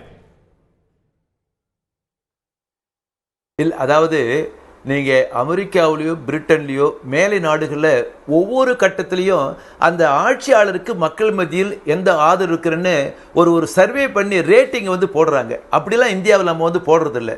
நான் முடிவு மாற்ற முடியும்னு சொல்ல, ஒரு கட்சி முடிவு இப்ப கூட நரேந்திர மோடியோட அரசு பத்தி கருத்து கணிப்பு இப்ப கூட வந்தது. அகில இந்திய அளவுல கருத்து கணிப்பு இந்தியா பூரா நடத்திட்டே தான் இருக்காங்க ஒரு கிவன் பாயிண்ட் ஆஃப் டைம்ல. இல்ல, நான் சொல்றது தேர்தல் காலத்தில் வரக்கூடிய கருத்து கணிப்பு தான் நாம பண்ணுவோம். ஆனா நீங்க மேலை நாடுகள்ல ஒவ்வொரு இன்னைக்கு ஒரு 20 நாட்கள் முன்னால ஒரு அகில இந்திய ஊடகம் வந்து அகில இந்திய அளவுல ஒரு கருத்து கணிப்பை நடத்தி நரேந்திர மோடியோட ஆட்சி 2.5 ஆண்டு காலத்தை முடிவு செய்திருக்கனால இப்ப அவருடைய பாப்புலாரிட்டி எப்படி இருக்குன்னு அமெரிக்கா போல பிரிட்டன் போல இப்ப நடத்திருக்காங்களே. தேர்தல் கருத்து கணிப்பு இல்ல, பாப்புலாரிட்டி கருத்து கணிப்பு தான். இல்ல, அதாவது இல்ல, நான் சொல்வது என்பது அப்படி கருத்து கணிப்பு நடத்துகிற போது குறிப்பாக இன்னைக்கு தமிழ்நாட்டில் இந்த சமூக வலைதளத்தில் என்ன கருத்து உதாரணமா இப்போ நீங்கள் வந்து குஜராத்தில் சமீபத்தில் நடந்த உள்ளாட்சி மன்ற தேர்தலில் ஆளுங்கட்சியார் பிஜேபி படுதோல்வி அடைந்தது. ஊடகங்கள்ல பெருசா வந்து சொல்லல. இல்ல அப்படி எனக்கு தெரியல. பிஜேபி படுதோல்வி அடைஞ்சிருக்குன்னு சொன்னா ஊடகங்கள் நம்ம கணக்கில் எடுத்துக்கலாம். மன்னிக்கணும், எனக்கு தெரிஞ்சு குறிக்கிறதுக்கு மன்னிக்கணும், அதை சிபி ராதாகிருஷ்ணன் சரியா சொல்லுவார் நினைக்கிறேன். எனக்கு என்னுடைய தகவல் படி அதுல வந்து கட்சி சார்பற்ற முறையில சின்னங்கள் அற்று நடந்த தேர்தல் அது. அதுல வந்து பிஜேபி படுதோல்வி அடைந்ததா எனக்கு தெரியல, தவறான தகவலா இருந்தா மன்னிக்கணும் திரு சிபிஆர். இல்ல இல்ல, குஜராத் அது முற்றிலும் தவறான அரசியல் கட்சி சின்னத்துல இரண்டு கட்டமான பிஜேபி தோல்வி அடைந்தது என்பதுதான் உங்களுக்கு வந்த தகவல். அது வந்து அதிகாரமும் வரல. அதே மாதிரி கட்சி சார்பற்ற சுயேட்சை சின்னங்களிலே வேட்பாளர்கள் இருக்கின்ற தேர்தலும் பொதுவாக தமிழகத்தை போலவே குஜராத்திலும் மற்ற கட்சிகள் வெற்றி பெற்றதெல்லாம் பாத்தீங்கன்னா பாரதிய ஜனதா கட்சியினுடைய ஆதரவை பெற்றவர்கள் தான் அதிக எண்ணிக்கையிலே வெற்றி தோல்வி என்பது வேற. சாதாரண காலத்துல மக்கள் கருத்தையும் கணக்கில் எடுத்துக்கொள்ள வேண்டும் என்பதுதான் நான் சொல்லக்கூடிய விஷயம். ஓகே, நிச்சயமாக. நான் திரு சிபி ராதாகிருஷ்ணன் அவர்கிட்ட கேட்க விரும்புகிற விஷயம், இன்னைக்கு வெளியில பேசும்போது வந்து திருமதி சசிகலா அவர்களுடைய பாப்புலாரிட்டி வந்து நெகட்டிவ்ல இருக்கிற மாதிரி ஒரு எண்ணம் ஏற்படலாம். ஆனால் இது காலப்போக்கில் மாறக்கூடிய விஷயம் நீங்க நினைக்கல? 2002 2003 திரு நரேந்திர மோடி அவர்கள் பற்றி குஜராத்ல வந்து எடுத்திருந்தா, இந்தியாவில் வேற எங்கேயா எடுத்திருந்தா வேற மாதிரியான எண்ணம் இருந்திருக்கும். இன்னைக்கு 10 வருடம் கழித்து 2013 அவருடைய பாப்புலாரிட்டி வந்து வேற மாதிரி இருந்தது. சோ ஒரு வாய்ப்பு கொடுத்து பார்க்கப்படும் போது இன்று இருக்கக்கூடிய நிலைமை நாளை மாறலாம்னா மறுப்பீங்களா? அதை மறுப்பது என்பது நிச்சயமாக நான் ஒரு யூகத்தினுடைய அடிப்படையிலே தான் மறுக்க முடியுமே தவிர நடைமுறையில் என்ன நடக்கப் போகிறது என்பதை அறுதியிட்டு சொல்லுகிற தன்மை அநேகமாக யாருக்கும் இருக்க முடியாது. என்னுடைய கேள்வி, காலப்போக்கில் மக்களுடைய எண்ண ஓட்டங்கள் மாறுகின்றன. 1996 மறைந்த முதலமைச்சர் ஜெயலலிதாவுடைய பாப்புலாரிட்டி அதல பாதாளத்தில் இருந்தது. அவராலேயே வெற்றி பெற முடியாத நிலைமை இருந்தது. ஆனால் 2001 அவருக்கு ஆட்சியை கொடுத்தாங்க. அதே மாதிரி திமுக வந்து மிகப்பெரிய பின்னடைவை சந்தித்தது. அவர்கள் வந்து மீண்டும் ஆட்சிக்கு வந்தாங்க 96. இப்படி மாறி மாறி இந்த பாப்புலாரிட்டி வந்து ஒரு தேர்தல் ஒரு மாதிரி, அடுத்த தேர்தல் ஒரு மாதிரி இருக்கும்போது வாய்ப்புகள் கிடைச்ச பிறகு இன்று இருக்கக்கூடிய நிலைமை நாளை வந்து மாறலாம்ல திரு பாண்டியராஜன் அவர்கள் நம்புவது போல? நான் மாறவே முடியாது என்று சொல்லவே இல்லையே.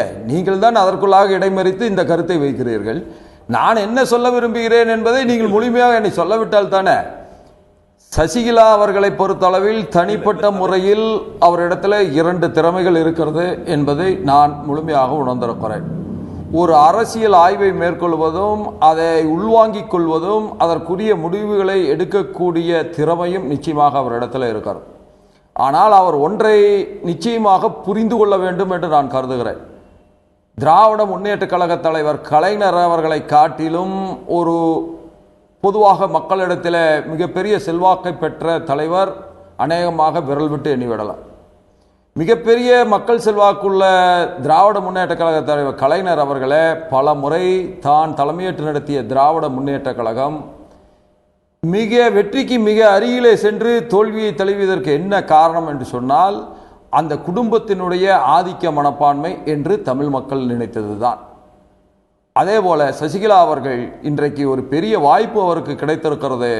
அவர் தன் கணவரையும் தன்னுடைய உற்றார் உறவினரையும் எப்படி ஜெயலலிதா அம்மையார் அவர்களை எல்லாம் தள்ளி வைத்தாரோ அதுபோல தள்ளி வைத்து அனைத்து இந்திய அண்ணா திராவிட முன்னேற்ற கழகத்தில் இருக்கின்ற 2ஆம் கட்ட தலைவர்களை எல்லாம் அரவணைத்து ஒரு ஆட்சியை தருவதற்கு அவர் முயல்வார்கள் என்று சொன்னால் நிச்சயமாக நீங்கள் சொல்வதைப் போல மக்கள் மனதிலே கூட ஒரு பெரிய மாற்றத்தை அவரால் உருவாக்க இயலாது என்று என்னால் அறுதியிட்டு கூற முடியாது. அது வேறு விஷயம்.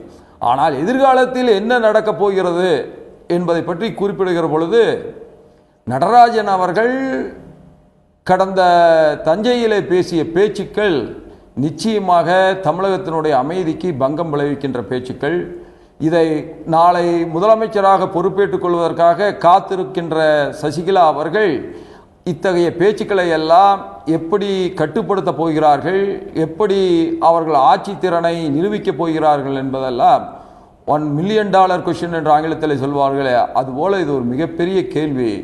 அந்த கேள்வி தொக்கி நிற்பதற்கு காரணம் அவரை சுற்றி இருக்கின்ற அவர்கள் உற்றார் உறவினர்கள் தான் என்பதை அவர் மனதிலே கொள்ள வேண்டும். திரு அமைச்சர் திரு பாண்டியராஜன் அவர்கள்ட்ட இந்த கேள்வி தான் நான் கொண்டு போக விரும்புகிறேன். திரு ரவீந்திரன் துரைசாமி அவர்களும் சொன்ன விஷயம் இதுதான். அவர்கள் வந்து பல குரலாக இல்லாமல் ஒரு குரலாக இருந்தால் அந்த கட்சிக்கு நல்லதை பயக்க முடியும்னு சொல்றாரு. அதைத்தான் வேறு வார்த்தைகளில் திரு சிபி ராதாகிருஷ்ணன் அவர்கள் சொல்றாரு. குருமூர்த்தி உள்ளிட்ட அரசியல் பார்வையாளர் விமர்சனம் கூட அந்த விஷயத்தை சொல்லியிருந்தாங்க. தஞ்சாவூரில் நடந்த கூட்டத்தில் திரு திவாகரன் அவர்களும் திரு நடராஜன் அவர்களும் சொன்ன விஷயங்கள் குடும்ப ஆட்சி தான் அப்படிங்கிற மாதிரி விஷயங்கள்லாம், நாங்கள் தான் வந்து ஜெயலலிதாக்கு எல்லாமாவும் இருந்தோம் அப்படிங்கிற சொல்லக்கூடிய விஷயங்கள்லாம் வந்து பொதுமக்கள் மத்தியில் நல்ல விதமாக ரிசீவ் பண்ணப்பட்டதா நீங்க பார்க்குறீங்களா? அந்த எண்ணம் அதிமுக தலைமைக்கோ அடுத்து வரப்போகிற முதல்வருக்கோ ஒரு பின்னடைவாக ஏற்படுத்தும் நினைக்கிறீங்களா? இல்லை, என்னை பொறுத்த வரைக்கும் சின்னம்மா அவர்கள் கடந்த 2 மாதங்களில் அனைத்து தரப்பினரையும் அணைச்சு கொண்டு போகணுன்ற ஒரு ஆட்டிடியூட் தெரியுது. இப்போ ரீசெண்டா 23 பேருக்கு கட்சி பொறுப்புகள் போட்டப்போ கூட பல பேர் ஒதுங்கி இருந்தவர்கள், ஒதுக்கப்பட்டவர்கள், அவர்களும் கூட அதுல அடக்கம். அவங்க எல்லாத்தையும் உள்ள கொண்டு வந்து திறமை இருப்பவர்கள் ஒரு ரெப்ரசன்டேட்டிவ் வாய்ஸா இருக்கணும்னு சொல்லி கொண்டு வந்திருக்கிறாங்க. இது எல்லாரும் பார்த்த ஒரு உண்மை. அவங்களை பொறுத்த வரைக்கும் எல்லாரும் திவாகரன் அவர்களும் திரு நடராஜன் உள்ளே கொண்டு வரப்படுவாங்களோ? இல்ல கண்டிப்பா அவங்களுக்கு ஒரு வாய்ஸ் இருக்கத்தான் செய்யுது கட்சிக்குள்ள. அது வந்து இப்போ காங்கிரஸ்லயும் பிஜேபிலயும் இருக்கிற மல்டிபிள் வாய்ஸஸ் பத்தி நீங்க சொன்னீங்க. அவங்களும் அந்த கட்சியில் அதை பெருமையா பேசுறாங்க. மல்டிபிள் வாய்ஸஸ் இருக்கிறது எங்க கட்சிக்கு பெருமைன்னு சொல்லி.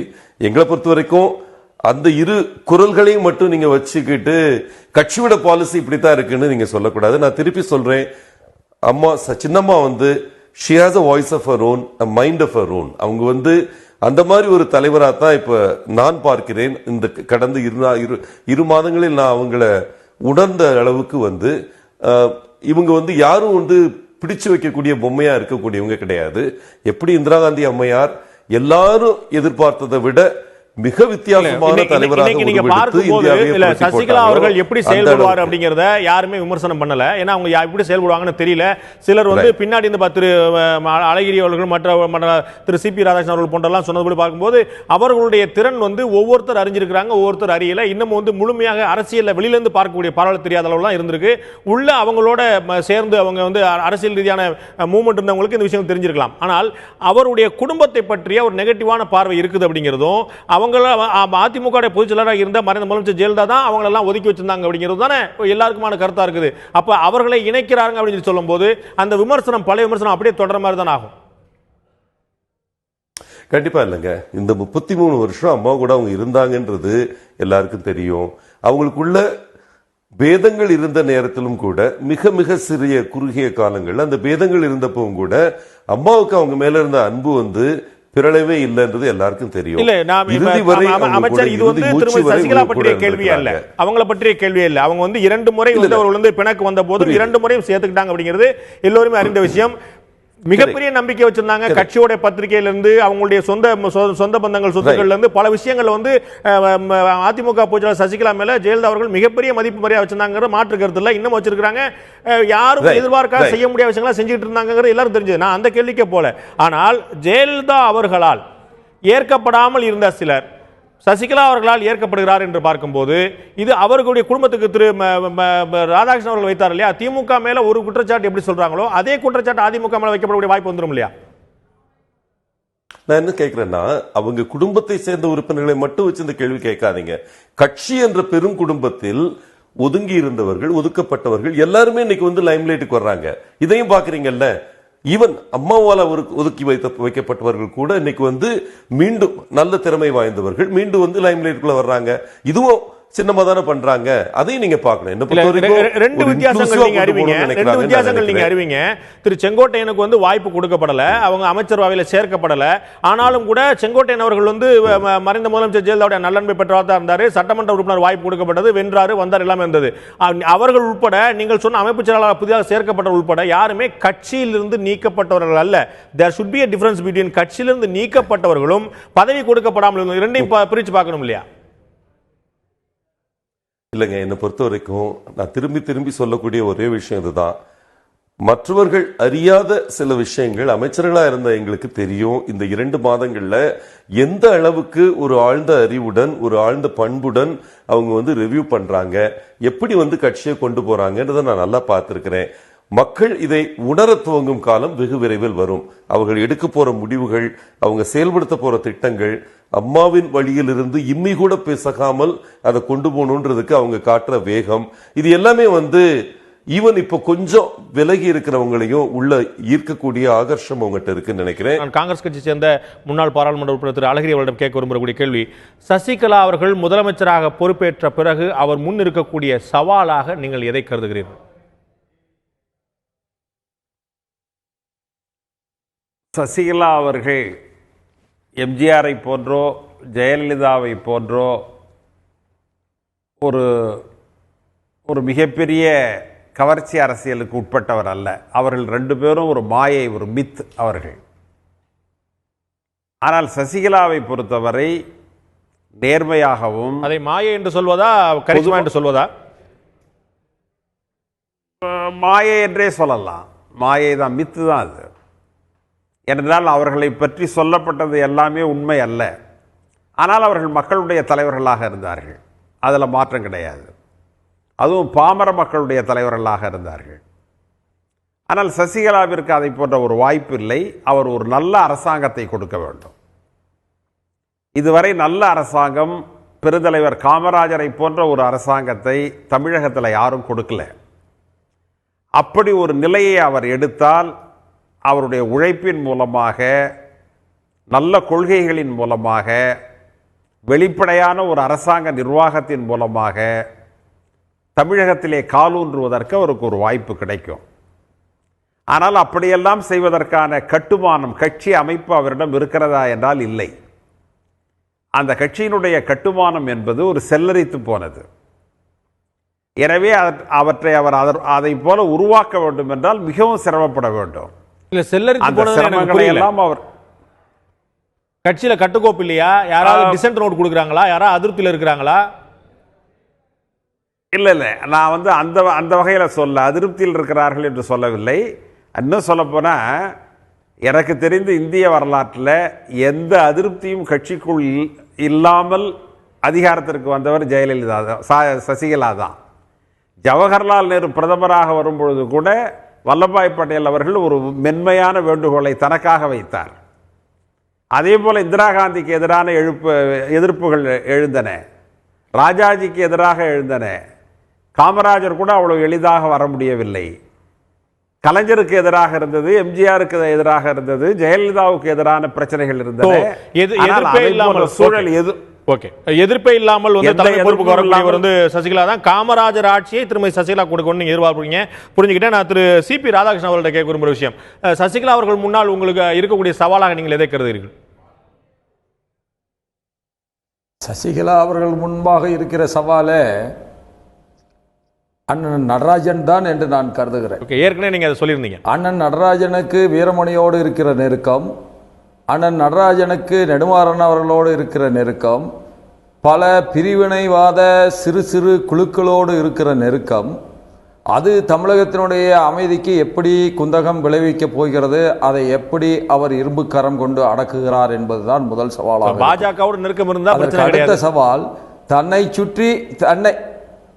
தன்னை சுற்றி இருக்கின்ற தன்னுடைய குடும்பத்தினர் அத்துணை பேரையும் அவர் ஆட்சி அதிகாரத்தில் அமர்த்தி அழகு பார்க்க விரும்பினார் என்று சொன்னால், அனைத்து இந்திய அண்ணா திராவிட முன்னேற்ற கழகம் இதுவரை சந்தித்திராத பெரும் தோல்வியை சந்திப்பதோடு, திராவிட கழகத்தை போல எப்படி அண்ணன் வீரமணி அவர்களை பற்றி புகழ்ந்து சொன்னார் அழகிரி. பாவம், அழகிரி அவர்கள் இந்த அளவிற்கு இறங்கி போவார் என்று நான் கருதவே இல்லை. வைத்தாலும் அதிலே உண்மை இல்லை என்று சொன்னாலும் பொய்யை கூட அழகாக வைக்கக்கூடிய அழகிரி அவர்கள் தேவையில்லாமல் பாரதிய ஜனதா கட்சியை பற்றி வீரமணி சொன்னதை அவர் இங்கே எடுத்து வைத்தார்கள். நான் அவரை பார்த்து கேட்கிறேன், என்ன சசிகலா அவர்கள் மட்டும்தான் பிற்படுத்தப்பட்ட இனத்தை சார்ந்தவரா? வீரமணி அவர்கள் நினைத்தால் ஓபிஎஸ்ஐ அந்தனராக மாற்றி விடுவாரா? எங்கே ஐயா வருகிறது இன போராட்டம்? எங்கே ஐயா வருகிறது இன வேற்றுமை? இருவரும் ஒரே ஜாதியை சார்ந்தவர்கள். பாரதிய ஜனதா கட்சி எங்கே வருகிறது?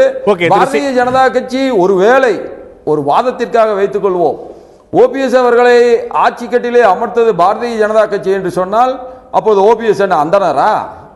இதெல்லாம் ஒரு வாதம் என்று